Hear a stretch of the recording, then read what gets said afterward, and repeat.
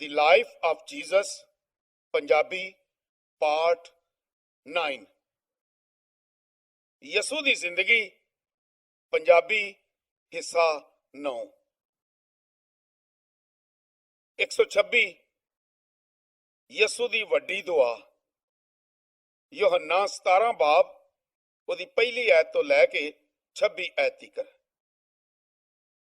यसू ਇਹ ਗੱਲਾਂ ਆਖੀਆਂ ਤੇ ਅੱਖੀਆਂ ਅਸਮਾਨ ਵੱਲ ਕਰਕੇ ਆਖਿਆ, ਐ ਬਾਪ, ਘੜੀ ਆ ਗਈ ਏ, ਭਈ ਪੁੱਤਰ ਨੂੰ ਜਲਾਲ ਦੇ। ਜਿਵੇਂ ਤੂੰ ਉਹਨੂੰ ਕੁੱਲ ਇਨਸਾਨ ਤੇ ਅਖਤਿਆਰ ਦਿੱਤਾ ਏ, ਭਈ ਜਿਹੜੇ ਤੂੰ ਉਹਨੂੰ ਦਿੱਤੇ ਨੇ ਉਹ ਉਹਨਾਂ ਸਭਨਾਂ ਨੂੰ ਸਦਾ ਦੀ ਜ਼ਿੰਦਗੀ ਦੇਵੇ। ਤੇ ਸਦਾ ਦੀ ਜ਼ਿੰਦਗੀ ਇਹ ਏ ਭਈ ਉਹ ਤੈਨੂੰ ਜਾਣਨ, ਜਿਹੜਾ ਕੱਲਾ ਸੱਚਾ ਖੁਦਾ ਏ, ਤੇ ਨਾਲੇ ਯਿਸੂ ਮਸੀਹ ਨੂੰ ਜਿਹਨੂੰ ਤੂੰ ਘੱਲਿਆ ਏ। ਮੈਂ ਉਸ ਕੰਮ ਨੂੰ ਜਿਹੜਾ ਤੂੰ ਮੈਨੂੰ ਕਰਨ ਨੂੰ ਦਿੱਤਾ ਸੀ ਪੂਰਾ ਕਰਕੇ ਜ਼ਮੀਨ ਉਤੇ ਤੇਰਾ ਜਲਾਲ ਜ਼ਾਹਰ ਕੀਤਾ। ਤੇ ਹੁਣ ਐ ਬਾਪ, ਤੂੰ ਮੈਨੂੰ ਆਪਣੇ ਨਾਲ ਜਲਾਲ ਦੇ, ਉਸੇ ਜਲਾਲ ਨਾਲ ਜਿਹੜਾ ਮੈਂ ਦੁਨੀਆ ਦੇ ਹੋਣ ਤੋਂ ਪਹਿਲਾਂ ਹੀ ਤੇਰੇ ਨਾਲ ਰੱਖਦਾ ਸਾਂ। ਮੈਂ ਤੇਰੇ ਨਾਂ ਨੂੰ ਉਹਨਾਂ ਬੰਦਿਆਂ ਉੱਤੇ ਜ਼ਾਹਰ ਕੀਤਾ ਏ ਜਿਹੜੇ ਤੂੰ ਮੈਨੂੰ ਦੁਨੀਆ ਵਿੱਚੋਂ ਦਿੱਤੇ। ਉਹ ਤੇ ਤੇਰੇ ਸਨ ਤੇ ਤੂੰ ਮੈਨੂੰ ਦਿੱਤੇ ਨੇ, ਤੇ ਉਹਨਾਂ ਤੇਰਾ ਕਲਾਮ ਮੰਨ ਲਿਆ ਏ। ਤੇ ਹੁਣ ਉਹਨਾਂ ਜਾਣ ਲਿਆ ਏ ਭਈ ਉਹ ਸਾਰੀਆਂ ਸ਼ੈਵਾਂ ਜਿਹੜੀਆਂ ਤੂੰ ਮੈਨੂੰ ਦਿੱਤੀਆਂ ਨੇ ਤੇਰੇ ਵੱਲੋਂ ਨੇ। ਇਸ ਲਈ ਭਈ ਇਹ ਕਲਾਮ ਜਿਹੜਾ ਤੂੰ ਮੈਨੂੰ ਦਿੱਤਾ ਮੈਂ ਉਹਨਾਂ ਨੂੰ ਦਿੱਤਾ ਏ, ਤੇ ਉਹਨਾਂ ਕਬੂਲ ਕੀਤਾ ਤੇ ਸੱਚ ਮੰਨਿਆ ਭਈ ਮੈਂ ਤੇਰੇ ਵੱਲੋਂ ਨਿਕਲਿਆ, ਤੇ ਈਮਾਨ ਲਿਆਂਦਾ ਭਈ ਤੂੰ ਮੈਨੂੰ ਘੱਲਿਆ। ਮੈਂ ਉਹਨਾਂ ਲਈ ਦਰਖਾਸਤ ਕਰਨਾ ਆ, ਮੈਂ ਦੁਨੀਆ ਲਈ ਦਰਖਾਸਤ ਨਹੀਂ ਕਰਦਾ, ਪਰ ਉਹਨਾਂ ਲਈ ਜਿਹੜੇ ਤੂੰ ਮੈਨੂੰ ਦਿੱਤੇ ਨੇ, ਕਿਉਂ ਜੋ ਉਹ ਤੇਰੇ ਨੇ ਤੇ ਮੇਰੀਆਂ ਸਾਰੀਆਂ ਸ਼ੈਵਾਂ ਤੇਰੀਆਂ ਨੇ ਤੇ ਤੇਰੀਆਂ ਮੇਰੀਆਂ ਨੇ, ਤੇ ਉਹਨਾਂ ਵਿੱਚ ਮੇਰਾ ਜਲਾਲ ਜ਼ਾਹਰ ਹੋਇਆ ਏ। ਤੇ ਹੁਣ ਮੈਂ ਦੁਨੀਆ ਵਿੱਚ ਹੋਰ ਨਹੀਂ ਰਹਿਣਾ, ਤੇ ਇਹ ਦੁਨੀਆ ਵਿੱਚ ਨੇ, ਤੇ ਮੈਂ ਤੇਰੇ ਕੋਲ ਆਉਣਾ ਆ।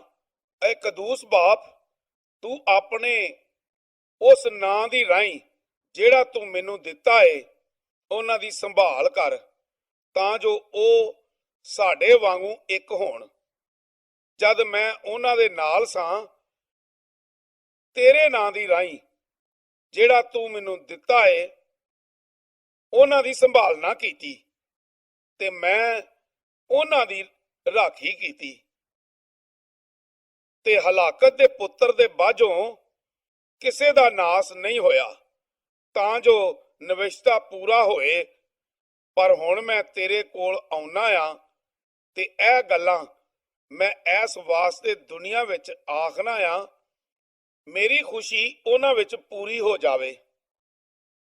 ਮੈਂ ਉਹਨਾਂ ਨੂੰ ਤੇਰਾ ਕਲਾਮ ਦਿੱਤਾ ਏ, ਤੇ ਦੁਨੀਆ ਉਹਨਾਂ ਨਾਲ ਵੈਰ ਰੱਖਿਆ, ਕਿਉਂ ਜੋ ਉਹ ਦੁਨੀਆ ਦੇ ਨਹੀਂ ਜਿਵੇਂ ਮੈਂ ਦੁਨੀਆ ਦਾ ਨਹੀਂ ਆ। ਮੇਰੀ ਇਹ ਦਰਖਾਸਤ ਨਹੀਂ ਏ ਭਈ ਤੂੰ ਉਹਨਾਂ ਨੂੰ ਦੁਨੀਆ ਵਿੱਚੋਂ ਚੁੱਕ ਲਵੇਂ, ਪਰ ਇਹ ਏ ਭਈ ਤੂੰ ਉਸ ਸਰੀਰ ਤੋਂ ਉਹਨਾਂ ਦੀ ਰਾਖੀ ਕਰ। ਉਹ ਦੁਨੀਆ ਦੇ ਨਹੀਂ ਜਿਵੇਂ ਮੈਂ ਵੀ ਦੁਨੀਆ ਦਾ ਨਹੀਂ ਆ। ਉਹਨਾਂ ਨੂੰ ਸਚਾਈ ਦੀ ਰਾਹੀਂ ਮੁਕੱਦਸ ਕਰ। ਤੇਰਾ ਕਲਾਮ ਸਚਾਈ ਏ। ਜਿਵੇਂ ਤੂੰ ਮੈਨੂੰ ਦੁਨੀਆ ਵਿੱਚ ਘੱਲਿਆ, ਉਸੇ ਤਰ੍ਹਾਂ ਮੈਂ ਵੀ ਉਹਨਾਂ ਨੂੰ ਦੁਨੀਆ ਵਿੱਚ ਘੱਲਿਆ, ਤੇ ਉਹਨਾਂ ਦੇ ਸਬਬੋਂ ਮੈਂ ਆਪਣੇ ਆਪ ਨੂੰ ਮੁਕੱਦਸ ਕਰਨਾ ਆ, ਤਾਂ ਜੋ ਉਹ ਵੀ ਸਚਾਈ ਦੀ ਰਾਹੀਂ ਪਾਕ ਹੋਣ। ਮੈਂ ਨਿਰਾ ਇਹਨਾਂ ਹੀ ਲਈ ਦਰਖਾਸਤ ਨਹੀਂ ਕਰਦਾ, ਪਰ ਉਹਨਾਂ ਲਈ ਵੀ ਜਿਹੜੇ ਉਹਨਾਂ ਦੇ ਕਲਾਮ ਦੀ ਰਾਹੀਂ ਮੇਰੇ ਉੱਤੇ ਈਮਾਨ ਲਿਆਉਂਦੇ ਨੇ, ਤਾਂ ਜੋ ਸਭ ਇੱਕ ਹੋਣ। ਭਈ ਜਿਵੇਂ ਐ ਬਾਪ, ਤੂੰ ਮੇਰੇ ਵਿੱਚ ਤੇ ਮੈਂ ਤੇਰੇ ਵਿੱਚ ਆ, ਉਹ ਵੀ ਸਾਡੇ ਵਿੱਚ ਹੋਣ, ਤਾਂ ਜੋ ਦੁਨੀਆ ਈਮਾਨ ਲਿਆਵੇ ਭਈ ਤੂੰ ਮੈਨੂੰ ਘੱਲਿਆ, ਤੇ ਮੈਂ ਉਹਨਾਂ ਨੂੰ ਉਹ ਜਲਾਲ ਦਿੱਤਾ ਏ ਜਿਹੜਾ ਤੂੰ ਮੈਨੂੰ ਦਿੱਤਾ ਏ, ਤਾਂ ਜੋ ਉਹ ਇੱਕ ਹੋਣ ਜਿਵੇਂ ਅਸੀਂ ਇੱਕ ਹਾਂ। ਮੈਂ ਉਹਨਾਂ ਵਿੱਚ ਤੇ ਤੂੰ ਮੇਰੇ ਵਿੱਚ, ਤਾਂ ਜੋ ਕਾਮਲ ਹੋ ਕੇ ਇੱਕ ਹੋ ਜਾਣ, ਤੇ ਦੁਨੀਆ ਜਾਣੇ ਭਈ ਤੂੰ ਮੈਨੂੰ ਘੱਲਿਆ, ਤੇ ਜਿਸ ਤਰ੍ਹਾਂ ਤੂੰ ਮੈਨੂੰ ਪਿਆਰ ਕੀਤਾ ਉਸੇ ਤਰ੍ਹਾਂ ਤੂੰ ਉਹਨਾਂ ਨੂੰ ਵੀ ਪਿਆਰ ਕੀਤਾ। ਆਏ ਬਾਪ, ਮੈਂ ਚਾਹਨਾ ਆ ਭਈ ਜਿੱਥੇ ਮੈਂ ਆ ਉਹ ਵੀ ਜਿਹੜੇ ਤੂੰ ਮੈਨੂੰ ਦਿੱਤੇ ਨੇ ਮੇਰੇ ਨਾਲ ਹੋਣ, ਤਾਂ ਜੋ ਉਹ ਮੇਰਾ ਜਲਾਲ ਜਿਹੜਾ ਤੂੰ ਮੈਨੂੰ ਦਿੱਤਾ ਏ ਵੇਖਣ, ਕਿਉਂ ਜੋ ਤੂੰ ਦੁਨੀਆ ਦੇ ਬਣਨ ਤੋਂ ਪਹਿਲਾਂ ਹੀ ਮੈਨੂੰ ਪਿਆਰ ਕੀਤਾ। ਆਏ ਸੱਚੇ ਮੁਨਸਬ ਬਾਪ, ਦੁਨੀਆ ਤੈਨੂੰ ਨਹੀਂ ਜਾਣਿਆ, ਪਰ ਮੈਂ ਤੈਨੂੰ ਜਾਣਿਆ, ਤੇ ਉਹਨਾਂ ਜਾਣਿਆ ਭਈ ਤੂੰ ਮੈਨੂੰ ਘੱਲਿਆ, ਤੇ ਮੈਂ ਉਹਨਾਂ ਨੂੰ ਤੇਰੇ ਨਾਂ ਤੋਂ ਵਾਕਿਫ ਕਰਾਇਆ ਤੇ ਕਰ ਲਵਾਂਗਾ ਵੀ, ਤਾਂ ਜੋ ਉਹ ਪਿਆਰ ਜਿਹਦੇ ਨਾਲ ਤੂੰ ਮੈਨੂੰ ਪਿਆਰ ਕੀਤਾ ਉਹਨਾਂ ਵਿੱਚ ਹੋਵੇ ਤੇ ਮੈਂ ਉਹਨਾਂ ਵਿੱਚ ਹੋਵਾਂ। 127 ਜਾਨਕਣੀ ਵਿੱਚ ਦੁਆ। ਮਰਕਸ 14 ਬਾਬ ਉਹਦੀ 32 ਐਤ ਤੋਂ ਲੈ ਕੇ 42 ਐਤ ਤੀਕ। ਫਿਰ ਉਹ ਗਤਸਮਨੀ ਨਾਂ ਇੱਕ ਥਾਂ ਆਏ ਤੇ ਉਸ ਆਪਣੇ ਸ਼ਾਗਿਰਦਾਂ ਨੂੰ ਆਖਿਆ, ਜਦ ਤੀਕਰ ਮੈਂ ਦੁਆ ਮੰਗਾ ਤੁਸੀਂ ਇੱਥੇ ਬੈਠੇ ਰਹੋ। ਤੇ ਪਤਰਸ ਤੇ ਯਕੂਬ ਤੇ ਯਹੋਨਾ ਨੂੰ ਆਪਣੇ ਨਾਲ ਲਿਆ, ਤੇ ਹੈਰਾਨ, ਪਰੇਸ਼ਾਨ ਤੇ ਬਹੁਤ ਦਲਗੀਰ ਹੋਣ ਲੱਗਾ। ਤੇ ਉਸ ਉਹਨਾਂ ਨੂੰ ਆਖਿਆ, ਮੇਰਾ ਜੀ ਬਹੁਤ ਉਦਾਸ ਹੈ, ਸਗੋਂ ਮਰਨ ਵਾਂਗਰ ਹਾਲ ਹੈ, ਤੇ ਇੱਥੇ ਠਹਿਰੋ ਤੇ ਜਾਗਦੇ ਰਹੋ। ਤੇ ਉਹ ਥੋੜਾ ਅੱਗੇ ਵੱਧ ਕੇ ਜ਼ਮੀਨ ਉੱਤੇ ਡਿੱਗ ਪਿਆ ਤੇ ਦੁਆ ਮੰਗੀ, ਭਈ ਜੇ ਹੋ ਸਕੇ ਇਹ ਘੜੀ ਮੈਥੋਂ ਟਲ ਜਾਏ। ਤੇ ਉਸ ਆਖਿਆ, ਅੱਬਾ ਯਾਨੀ ਐ ਬਾਪ, ਸਭ ਕੁਝ ਤੇਥੋਂ ਹੋ ਸਕਦਾ ਏ, ਐਸ ਪਿਆਲੇ ਨੂੰ ਮੇਰੇ ਕੋਲੋਂ ਹਟਾ ਦੇ, ਪਰ ਉਹ ਨਾ ਹੋਵੇ ਜੋ ਮੈਂ ਚਾਹਨਾ ਆ, ਸਗੋਂ ਉਹ ਜੋ ਤੂੰ ਚਾਹਨਾ ਏ। ਫਿਰ ਉਹ ਆਇਆ ਤੇ ਉਹਨਾਂ ਨੂੰ ਸੁੱਤੇ ਹੋਏ ਵੇਖਿਆ, ਤੇ ਪਤਰਸ ਨੂੰ ਆਖਿਆ, ਸ਼ਮਾਉਨ ਤੂੰ ਸੁੱਤਾ ਹੋਇਆ ਏ, ਤੇਥੋਂ ਇੱਕ ਘੜੀ ਵੀ ਜਾਗਣ ਨਹੀਂ ਹੋਇਆ। ਜਾਗੋ ਤੇ ਦੁਆ ਮੰਗੋ, ਭਈ ਤੁਸੀਂ ਅਜ਼ਮੈਸ਼ ਵਿੱਚ ਨਾ ਪਵੋ। ਰੂਹ ਤੇ ਤਿਆਰ ਏ, ਪਰ ਬਦਨ ਕਮਜ਼ੋਰ ਏ। ਫੇਰ ਗਿਆ ਤੇ ਉਹ ਗੱਲ ਆਖ ਕੇ ਦੁਆ ਮੰਗੀ, ਤੇ ਫਿਰ ਆ ਕੇ ਉਸ ਉਹਨਾਂ ਨੂੰ ਸੁੱਤਿਆਂ ਵੇਖਿਆ, ਕਿਉਂ ਜੋ ਉਹਨਾਂ ਦੀਆਂ ਅੱਖਾਂ ਨੀਂਦਰ ਨਾਲ ਭਰੀਆਂ ਹੋਈਆਂ ਸਨ, ਤੇ ਉਹ ਨਹੀਂ ਜਾਣਦੇ ਸਨ ਭਈ ਉਹਨੂੰ ਕੀ ਜਵਾਬ ਦੇਣ। ਤੇ ਉਹ ਤੀਜੀ ਵਾਰ ਆਇਆ ਤੇ ਉਹਨਾਂ ਨੂੰ ਆਖਿਆ, ਹੁਣ ਸੁੱਤੇ ਰਹੋ ਤੇ ਆਰਾਮ ਕਰੋ, ਬਸ ਹੁਣ ਵੇਲਾ ਆ ਗਿਆ ਏ। ਵੇਖੋ ਇਬਨੇ ਆਦਮ ਗੁਨਾਹਗਾਰਾਂ ਦੇ ਹਵਾਲੇ ਕੀਤੇ ਜਾਂਦਾ ਏ। ਉਠੋ ਚਲੀਏ, ਵੇਖੋ ਮੇਰਾ ਫੜਾਣ ਵਾਲਾ ਨੇੜੇ ਆਇਆ ਏ। 3 ਯਸੂ ਦੀ ਅਜ਼ਮਾਇਸ਼, ਮੌਤ ਤੇ ਫਿਰ ਜੀ ਉਠਣਾ। 128 ਗ੍ਰਿਫਤਾਰੀ। ਯਹੋਨਾ 18 ਬਾਬ ਉਹਦੀ ਪਹਿਲੀ ਐਤ ਤੋਂ ਲੈ ਕੇ 14 ਐਤ ਤੀਕ। ਇਹ ਗੱਲਾਂ ਆ ਕੇ ਯਸੂ ਆਪਣੇ ਸ਼ਾਗਿਰਦਾਂ ਨਾਲ ਕਦਰੂਨ ਦੇ ਨਾਲਿਓਂ ਪਾਰ ਗਿਆ। ਉੱਥੇ ਇੱਕ ਬਾਗ ਸੀ ਜਿਹਦੇ ਵਿੱਚ ਉਹ ਤੇ ਉਹਦੇ ਸ਼ਾਗਿਰਦ ਜਾ ਵੜੇ। ਤੇ ਯਹੂਦਾ ਉਹਦੇ ਫੜਾਉਣ ਵਾਲੇ ਨੂੰ ਇਹ ਥਾਂ ਮਾਲੂਮ ਸੀ, ਕਿਉਂ ਜੋ ਯਿਸੂ ਅਕਸਰ ਆਪਣੇ ਸ਼ਾਗਿਰਦਾਂ ਨਾਲ ਉੱਥੇ ਬਹੁਤ ਜਾਂਦਾ ਸੀ। ਸੋ ਯਹੂਦਾ ਸਿਪਾਹੀਆਂ ਦੀ ਪਲਟਨ ਤੇ ਸਰਦਾਰ ਕਾਹਿਨਾਂ ਨੇ ਫਰੀਸੀਆਂ ਵੱਲੋਂ ਪਿਆਦੇ ਲੈ ਕੇ ਲਾਲਟੈਨਾਂ ਤੇ ਮਸਲਾਂ ਤੇ ਹਥਿਆਰਾਂ ਸਣੇ ਉੱਥੇ ਆਇਆ। ਤਦ ਯਿਸੂ ਜੋ ਕੋਈ ਉਹਦੇ ਉੱਤੇ ਹੋਣਾ ਸੀ ਜਾਣ ਕੇ ਬਾਹਰ ਨਿਕਲਿਆ ਤੇ ਉਹਨਾਂ ਨੂੰ ਆਖਿਆ, ਤੁਸੀਂ ਕਿਹਨੂੰ ਲੱਭਦੇ ਹੋ? ਉਹਨਾਂ ਉਹਨੂੰ ਜਵਾਬ ਦਿੱਤਾ, ਯਿਸੂ ਨਾਸਰੀ ਨੂੰ। ਯਿਸੂ ਉਹਨਾਂ ਨੂੰ ਆਖਿਆ, ਉਹ ਮੈਂ ਹੀ ਹਾਂ। ਤੇ ਯਹੂਦਾ ਵੀ ਜਿਸ ਉਹਨੂੰ ਫੜਵਾਇਆ ਉਹਨਾਂ ਦੇ ਨਾਲ ਖਲੋਤਾ ਹੋਇਆ ਸੀ। ਤੇ ਜਦ ਉਸ ਆਖਿਆ ਮੈਂ ਹੀ ਹਾਂ, ਉਹ ਪਿਛਾਂਹ ਹਟ ਕੇ ਜ਼ਮੀਨ ਉੱਤੇ ਡਿੱਗ ਪਏ। ਇਸ ਲਈ ਉਸ ਉਹਨਾਂ ਨੂੰ ਫਿਰ ਪੁੱਛਿਆ, ਤੁਸੀਂ ਕਿਹਨੂੰ ਲੱਭਦੇ ਹੋ? ਉਹਨਾਂ ਆਖਿਆ, ਯਿਸੂ ਨਾਸਰੀ ਨੂੰ। ਯਿਸੂ ਜਵਾਬ ਦਿੱਤਾ, ਮੈਂ ਜੋ ਤੁਹਾਨੂੰ ਆਖਿਆ ਏ ਭਈ ਉਹ ਮੈਂ ਹੀ ਹਾਂ।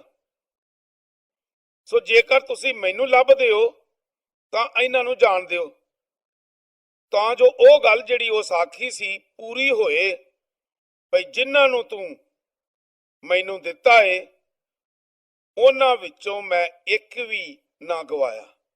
ਤਦ ਸ਼ਮੌਨ ਪਤਰਸ ਤਲਵਾਰ ਜਿਹੜੀ ਉਹਦੇ ਕੋਲ ਸੀ ਖਿੱਚੀ ਤੇ ਸਰਦਾਰ ਕਾਹਨ ਦੇ ਨੌਕਰ ਉੱਤੇ ਚਲਾਈ ਤੇ ਉਹਦਾ ਸੱਜਾ ਕੰਨ ਵੱਢ ਸਟਿਆ। ਉਸ ਨੌਕਰ ਦਾ ਨਾਂ ਮੁਲਖਸ ਸੀ। ਤਦ ਯਿਸੂ ਪਤਰਸ ਨੂੰ ਆਖਿਆ, ਤਲਵਾਰ ਨੂੰ ਮਿਆਨ ਚ ਕਰ। ਉਹ ਪਿਆਲਾ ਜਿਹੜਾ ਬਾਪ ਮੈਨੂੰ ਦਿੱਤਾ ਏ, ਕੀ ਮੈਂ ਨਾ ਪੀਆਂ? ਸਿਪਾਹੀਆਂ ਦੀ ਪਲਟਨ ਤੇ ਸੂਬੇਦਾਰ ਤੇ ਯਹੂਦੀਆਂ ਦੇ ਪਿਆਦਿਆਂ ਰਲ ਕੇ ਯਿਸੂ ਨੂੰ ਫੜ ਲਿਆ ਤੇ ਉਹਨੂੰ ਬੰਨ੍ਹ ਲਿਆ ਤੇ ਪਹਿਲਾਂ ਉਹਨੂੰ ਹੰਨਾ ਕੋਲ ਲੈ ਗਏ, ਕਿਉਂ ਜੋ ਉਹ ਕਾਇਫਾ ਦਾ ਸਹੁਰਾ ਸੀ, ਜਿਹੜਾ ਉਸ ਵੇਲੇ ਸਰਦਾਰ ਕਾਹਿਨ ਸੀ। ਤੇ ਕਾਇਫਾ ਉਹ ਸੀ ਜਿਹਨੇ ਯਹੂਦੀਆਂ ਨੂੰ ਸਲਾਹ ਦਿੱਤੀ ਕਿ ਕੌਮ ਦੇ ਬਦਲੇ ਇੱਕ ਬੰਦੇ ਦਾ ਮਰਨਾ ਚੰਗਾ ਏ। 129 ਪੈਂਤੂਸ ਪਿਲਾਤੂਸ, ਯੋਹੰਨਾ 18 ਬਾਬ ਉਹਦੀ 15 ਐਤ ਤੋਂ ਲੈ ਕੇ 40 ਐਤ ਤੀਕਰ। ਤੇ ਸ਼ਮੌਨ ਪਤਰਸ ਯਿਸੂ ਦੇ ਮਗਰ ਟੁਰ ਪਿਆ ਤੇ ਦੂਜਾ ਸ਼ਾਗਿਰਦ ਵੀ, ਤੇ ਉਹ ਸ਼ਾਗਿਰਦ ਸਰਦਾਰ ਕਾਹਿਨ ਦਾ ਵਾਕਫ ਸੀ ਤੇ ਉਹ ਯਿਸੂ ਦੇ ਨਾਲ ਹੀ ਸਰਦਾਰ ਕਾਹਿਨ ਦੇ ਵਿਹੜੇ ਦੇ ਅੰਦਰ ਟੁਰ ਗਿਆ। ਪਰ ਪਤਰਸ ਬਾਹਰ ਬੂਹੇ ਕੋਲ ਖਲੋਤਾ ਰਿਹਾ। ਤਦ ਦੂਜਾ ਸ਼ਾਗਿਰਦ ਜਿਹੜਾ ਸਰਦਾਰ ਕਾਹਿਨ ਦਾ ਵਾਕਫ ਸੀ ਬਾਹਰ ਗਿਆ ਤੇ ਦਰਬਾਨਨ ਨੂੰ ਆਖ ਕੇ ਪਤਰਸ ਨੂੰ ਅੰਦਰ ਵਾੜ ਲਿਆ। ਤਦ ਉਹ ਟਹਿਲਣ ਜਿਹੜੀ ਦਰਬਾਨਨ ਸੀ ਪਤਰਸ ਨੂੰ ਆਖਣ ਲੱਗੀ, ਤੂੰ ਵੀ ਇਸ ਬੰਦੇ ਦੇ ਸ਼ਾਗਿਰਦਾਂ ਵਿੱਚੋਂ ਏ? ਉਸ ਆਖਿਆ, ਮੈਂ ਨਹੀਂ ਹਾਂ। ਤੇ ਨੌਕਰ ਤੇ ਪਿਆਦੇ ਕੋਲਿਆਂ ਦੀ ਅੱਗ ਭਖਾ ਕੇ ਪੈ ਸੇਕਦੇ ਸਨ, ਕਿਉਂ ਜੋ ਪਾਲਾ ਪੈਂਦਾ ਸੀ। ਤੇ ਪਤਰਸ ਵੀ ਉਹਨਾਂ ਦੇ ਨਾਲ ਖਲੋ ਕੇ ਪਿਆ ਸੇਕਦਾ ਸੀ। ਪਤਰਸ ਦਾ ਪਹਿਲਾ ਅਨਕਾਰ। ਸਰਦਾਰ ਕਾਹਨ ਯਿਸੂ ਤੋਂ ਸਵਾਲ ਪੁੱਛਦਾ ਏ। ਸੋ ਸਰਦਾਰ ਕਾਹਨ ਯਿਸੂ ਨੂੰ ਉਹਦੇ ਸ਼ਾਗਿਰਦਾਂ ਤੇ ਉਹਦੀ ਤਾਲੀਮ ਦੀ ਬਾਬਤ ਪੁੱਛਿਆ। ਯਿਸੂ ਉਹਨੂੰ ਜਵਾਬ ਦਿੱਤਾ, ਭਈ ਮੈਂ ਖੁੱਲਮ ਖੁੱਲਾ ਦੁਨੀਆ ਵਿੱਚ ਗੱਲਾਂ ਕੀਤੀਆਂ ਨੇ ਤੇ ਹਮੇਸ਼ ਇਬਾਦਤਖਾਨੇ ਤੇ ਹੈਕਲ ਵਿੱਚ ਜਿੱਥੇ ਸਾਰੇ ਯਹੂਦੀ ਇਕੱਠੇ ਹੁੰਦੇ ਨੇ ਮੈਂ ਤਾਲੀਮ ਦਿੱਤੀ ਹੈ ਤੇ ਛੁਪਾ ਕੇ ਮੈਂ ਕੁਝ ਨਹੀਂ ਆਖਿਆ। ਤੂੰ ਮੈਥੋਂ ਕਿਉਂ ਪੁੱਛਣਾ ਏ? ਉਹਨਾਂ ਸੁਣਿਆ ਏ, ਉਹਨਾਂ ਕੋਲੋਂ ਪੁੱਛ ਲੈ ਭਈ ਮੈਂ ਉਹਨਾਂ ਨੂੰ ਕੀ ਆਖਿਆ। ਵੇਖ, ਜੋ ਕੁਝ ਮੈਂ ਆਖਿਆ ਸੋ ਉਹ ਜਾਣਦੇ ਨੇ ਤੇ ਜਦ ਉਸ ਇਹ ਆਖਿਆ, ਪਿਆਦਿਆਂ ਵਿੱਚੋਂ ਇੱਕ ਨੇ ਜਿਹੜਾ ਕੋਲ ਖਲੋਤਾ ਹੋਇਆ ਸੀ, ਯਿਸੂ ਨੂੰ ਇਹ ਆਖ ਕੇ ਧੱਫਾ ਮਾਰਿਆ, ਭਈ ਸਰਦਾਰ ਕਾਹਨ ਨੂੰ ਤੂੰ ਇਸ ਤਰ੍ਹਾਂ ਜਵਾਬ ਦੇਣਾ ਹੈ। ਯਿਸੂ ਨੂੰ ਜਵਾਬ ਦਿੱਤਾ, ਜੇ ਮੈਂ ਬੁਰਾ ਆਖਿਆ ਤੇ ਉਸ ਬਰਿਆਈ ਦੀ ਗਵਾਹੀ ਦੇ, ਪਰ ਜੇ ਚੰਗਾ ਆਖਿਆ ਤੇ ਤੂੰ ਮੈਨੂੰ ਕਾਹਨੂੰ ਮਾਰਨਾ ਹੈ। ਤਦ ਹੰਨਾ ਨੇ ਕਾਇਫਾ ਸਰਦਾਰ ਕਾਹਨ ਕੋਲ ਉਹਨੂੰ ਬੱਧਿਆਂ ਬੱਧਿਆਂ ਘੱਲ ਦਿੱਤਾ। ਪਤਰਸ ਯਿਸੂ ਦਾ ਦੂਜੀ ਵਾਰੀ ਇਨਕਾਰ ਕਰਦਾ ਹੈ ਤੇ ਸ਼ਮੌਨ ਪਤਰਸ ਖਲੋ ਕੇ ਅੱਗ ਪਿਆ ਸੇਕਦਾ ਸੀ। ਤਦ ਉਹਨਾਂ ਉਹਨੂੰ ਆਖਿਆ, ਤੂੰ ਵੀ ਉਹਦੇ ਸ਼ਾਗਿਰਦਾਂ ਵਿੱਚੋਂ ਏ। ਉਹ ਮੁੱਕਰ ਪਿਆ ਤੇ ਆਖਿਆ, ਮੈਂ ਨਹੀਂ ਹਾਂ। ਸਰਦਾਰ ਕਾਹਨ ਦੇ ਨੌਕਰਾਂ ਵਿੱਚੋਂ ਇੱਕ ਨੇ, ਜਿਹੜਾ ਉਹਦਾ ਸਾਕ ਸੀ, ਜਿਹਦਾ ਕੰਨ ਪਤਰਸ ਵੱਢ ਸਟਿਆ ਸੀ, ਆਖਿਆ, ਮੈਂ ਤੈਨੂੰ ਉਹਦੇ ਨਾਲ ਬਾਗ ਵਿੱਚ ਨਹੀਂ ਸੀ ਵੇਖਿਆ। ਤਦ ਪਤਰਸ ਫੇਰ ਮੁੱਕਰ ਗਿਆ ਤੇ ਝੱਟ ਕੁੱਕੜ ਨੇ ਬਾਂਗ ਦਿੱਤੀ। ਯਿਸੂ ਦੀ ਪਿਲਾਤੁਸ ਅੱਗੇ ਪੇਸ਼ੀ। ਤਦ ਉਹ ਯਿਸੂ ਨੂੰ ਕਾਇਫਾ ਕੋਲੋਂ ਕਚਹਿਰੀ ਵਿੱਚ ਲੈ ਗਏ ਤੇ ਸਵੇਰ ਦਾ ਵੇਲਾ ਸੀ ਤੇ ਉਹ ਆਪ ਕਚਹਿਰੀ ਦੇ ਅੰਦਰ ਨਾ ਵੜੇ, ਭਈ ਕਿਤੇ ਪਲੀਤ ਨਾ ਹੋ ਜਾਣ, ਪਰ ਫਸਾ ਖਾ ਸਕਣ। ਸੋ ਪਿਲਾਤੁਸ ਉਹਨਾਂ ਦੇ ਕੋਲ ਬਾਹਰ ਨਿਕਲ ਆਇਆ ਤੇ ਆਖਣ ਲੱਗਾ, ਤੁਸੀਂ ਇਸ ਬੰਦੇ ਉੱਤੇ ਕੀ ਜੁਰਮ ਲਾਉਂਦੇ ਹੋ। ਉਹਨਾਂ ਉਹਨੂੰ ਜਵਾਬ ਦਿੱਤਾ, ਜੇ ਇਹ ਬਦਕਾਰ ਨਾ ਹੁੰਦਾ ਤੇ ਅਸੀਂ ਉਹਨੂੰ ਤੇਰੇ ਹਵਾਲੇ ਨਾ ਕਰਦੇ। ਪਿਲਾਤੁਸ ਉਹਨਾਂ ਨੂੰ ਆਖਿਆ, ਤੁਸੀਂ ਉਹਨੂੰ ਲੈ ਜਾਓ ਤੇ ਆਪਣੀ ਸ਼ਰੀਅਤ ਦੇ ਸਬਬੋਂ ਉਹਦਾ ਫੈਸਲਾ ਕਰੋ। ਯਹੂਦੀਆਂ ਉਹਨੂੰ ਆਖਿਆ, ਭਈ ਸਾਡੇ ਵਾਸਤੇ ਰਵਾ ਨਹੀਂ ਭਈ ਕਿਸੇ ਨੂੰ ਮਾਰ ਦਈਏ, ਤਾਂ ਜੋ ਯਿਸੂ ਦੀ ਇਹ ਗੱਲ ਜਿਹੜੀ ਉਸ ਇਸ਼ਾਰੇ ਨਾਲ ਆਖੀ ਸੀ ਪੂਰੀ ਹੋਏ, ਭਈ ਮੈਂ ਕਿਹੜੀ ਮੌਤ ਨਾਲ ਮਰਾਂਗਾ। ਕੀ ਤੂੰ ਯਹੂਦੀਆਂ ਦਾ ਬਾਦਸ਼ਾਹ ਹੈ? ਤਦ ਪਤਰਸ ਫੇਰ ਕਚਹਿਰੀ ਦੇ ਅੰਦਰ ਗਿਆ ਤੇ ਯਿਸੂ ਨੂੰ ਸੱਦ ਕੇ ਉਹਨੂੰ ਆਖਿਆ, ਤੂੰ ਹੀ ਯਹੂਦੀਆਂ ਦਾ ਬਾਦਸ਼ਾਹ ਹੈ? ਯਿਸੂ ਨੂੰ ਜਵਾਬ ਦਿੱਤਾ, ਤੂੰ ਆਪਣੇ ਵੱਲੋਂ ਇਹ ਗੱਲ ਆਖਣਾ ਹੈ ਜਾਂ ਹੋਰ ਨਾ ਤੈਨੂੰ ਮੇਰੇ ਵੱਲੋਂ ਆਖਿਆ ਹੈ। ਪਿਲਾਤੁਸ ਜਵਾਬ ਦਿੱਤਾ, ਮੈਂ ਕੋਈ ਯਹੂਦੀ ਹਾਂ? ਤੇਰੀ ਇਹ ਕੌਮ ਤੇ ਸਰਦਾਰ ਕਾਇਨਾਤ ਤੈਨੂੰ ਮੇਰੇ ਹਵਾਲੇ ਕੀਤਾ ਹੈ। ਤੂੰ ਕੀ ਕੀਤਾ ਹੈ? ਯਿਸੂ ਜਵਾਬ ਦਿੱਤਾ, ਮੇਰਾ ਰਾਜ ਇਸ ਦੁਨੀਆ ਦਾ ਨਹੀਂ ਹੈ। ਜੇ ਮੇਰਾ ਰਾਜ ਇਸ ਦੁਨੀਆ ਦਾ ਹੁੰਦਾ ਤੇ ਮੇਰੇ ਪਿਆਦੇ ਲੜਾਈ ਕਰਦੇ, ਤਾਂ ਜੋ ਮੈਂ ਯਹੂਦੀਆਂ ਦੇ ਹਵਾਲੇ ਨਾ ਕੀਤਾ ਜਾਂਦਾ। ਪਰ ਅਜੇ ਤੇ ਮੇਰਾ ਰਾਜ ਇੱਥੋਂ ਦਾ ਨਹੀਂ ਹੈ। ਤਦ ਪਿਲਾਤੁਸ ਉਹਨੂੰ ਆਖਿਆ, ਤੇ ਫੇਰ ਤੂੰ ਬਾਦਸ਼ਾਹ ਹੈ? ਯਿਸੂ ਜਵਾਬ ਦਿੱਤਾ ਤੇ ਆਖਿਆ, ਤੂੰ ਆਪੇ ਹੀ ਆਖਣਾ ਹੈ ਭਈ ਮੈਂ ਬਾਦਸ਼ਾਹ ਆ। ਮੈਂ ਇਸ ਗੱਲ ਲਈ ਜੰਮਿਆ ਤੇ ਇਸ ਗੱਲ ਲਈ ਦੁਨੀਆ ਵਿੱਚ ਆਇਆ ਆ, ਭਈ ਮੈਂ ਸੱਚਾਈ ਉੱਤੇ ਗਵਾਹੀ ਦਿਆਂ। ਹਰ ਇੱਕ ਜਿਹੜਾ ਸੱਚਾਈ ਦਾ ਏ ਮੇਰੀ ਆਵਾਜ਼ ਸੁਣਦਾ ਏ। ਪਿਲਾਤੁਸ ਉਹਨੂੰ ਆਖਿਆ, ਸੱਚਾਈ ਕੀ ਹੁੰਦੀ ਏ?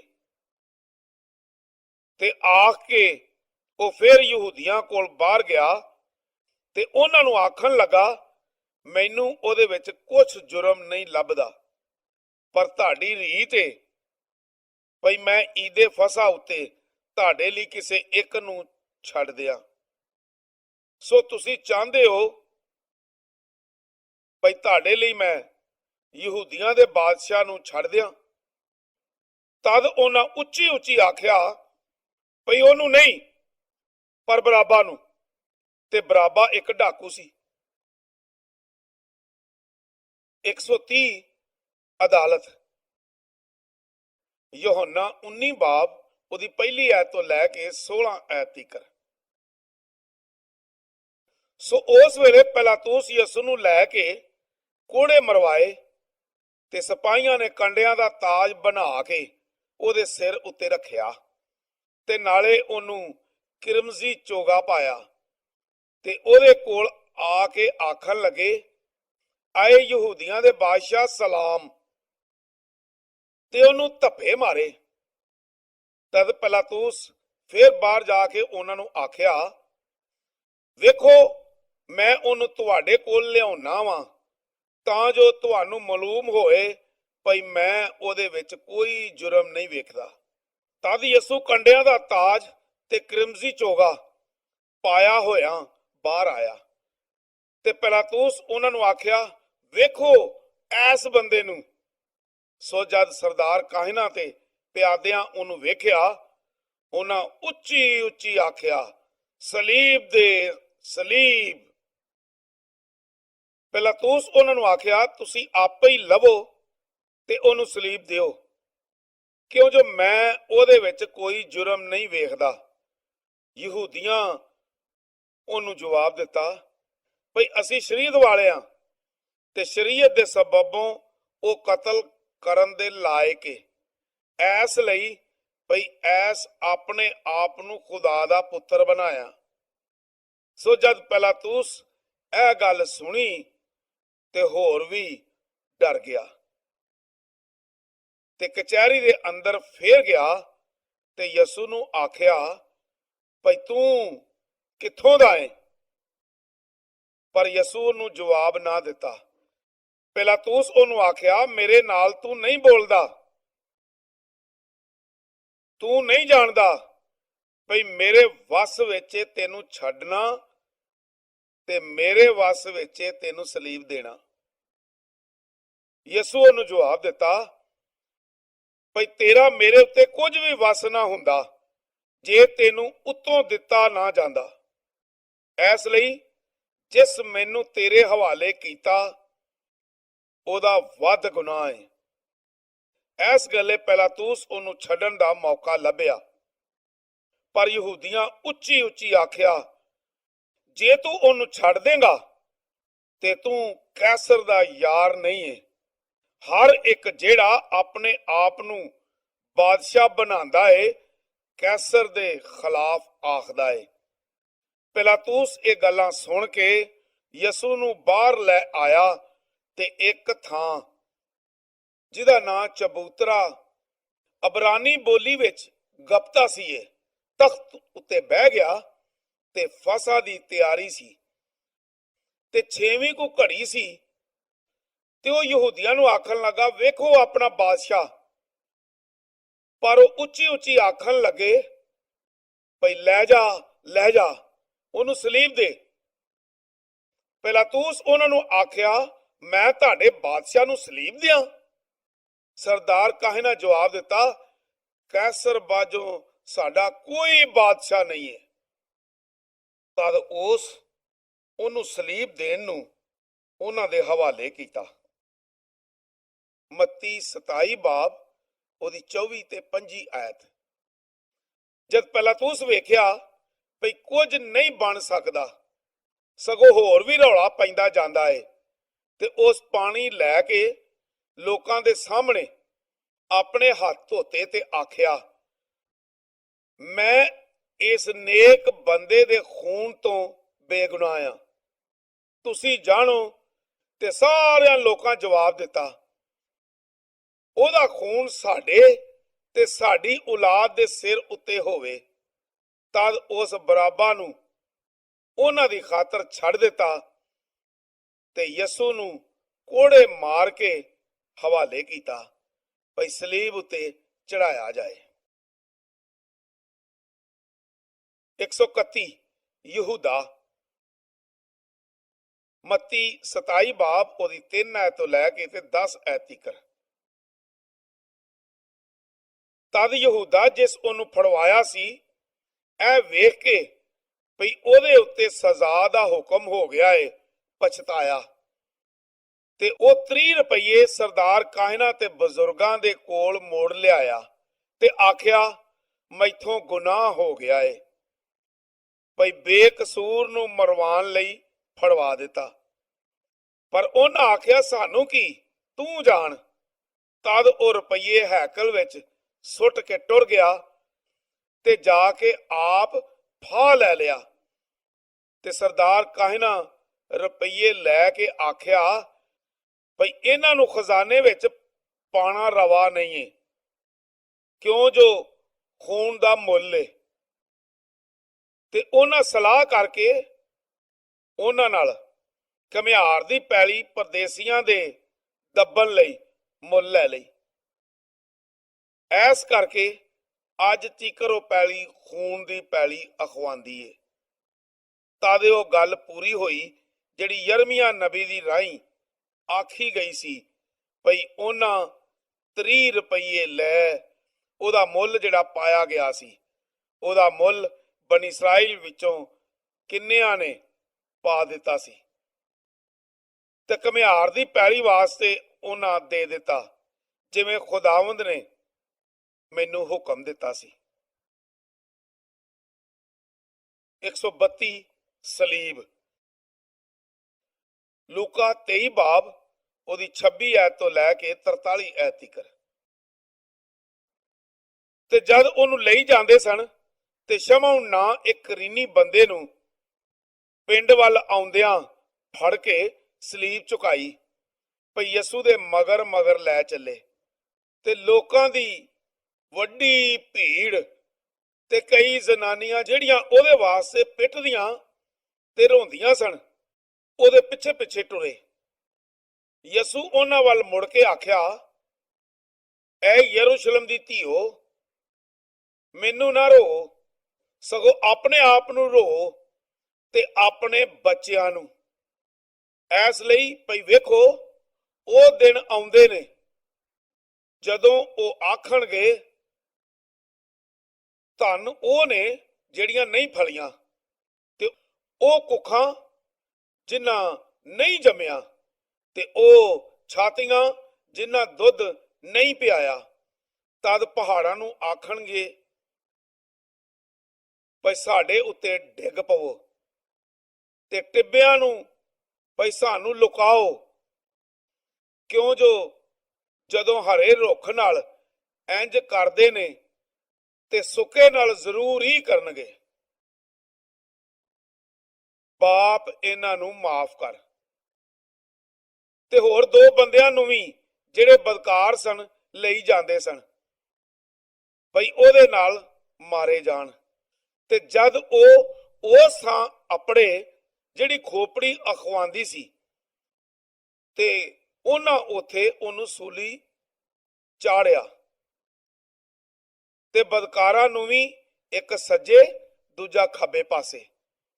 ਤੇ ਯਿਸੂ ਆਖਿਆ, ਐ ਪਿਓ, ਇਹਨਾਂ ਨੂੰ ਮਾਫ ਕਰ, ਕਿਉਂ ਜੋ ਇਹ ਨਹੀਂ ਜਾਣਦੇ ਭਈ ਕੀ ਕਰਦੇ ਨੇ।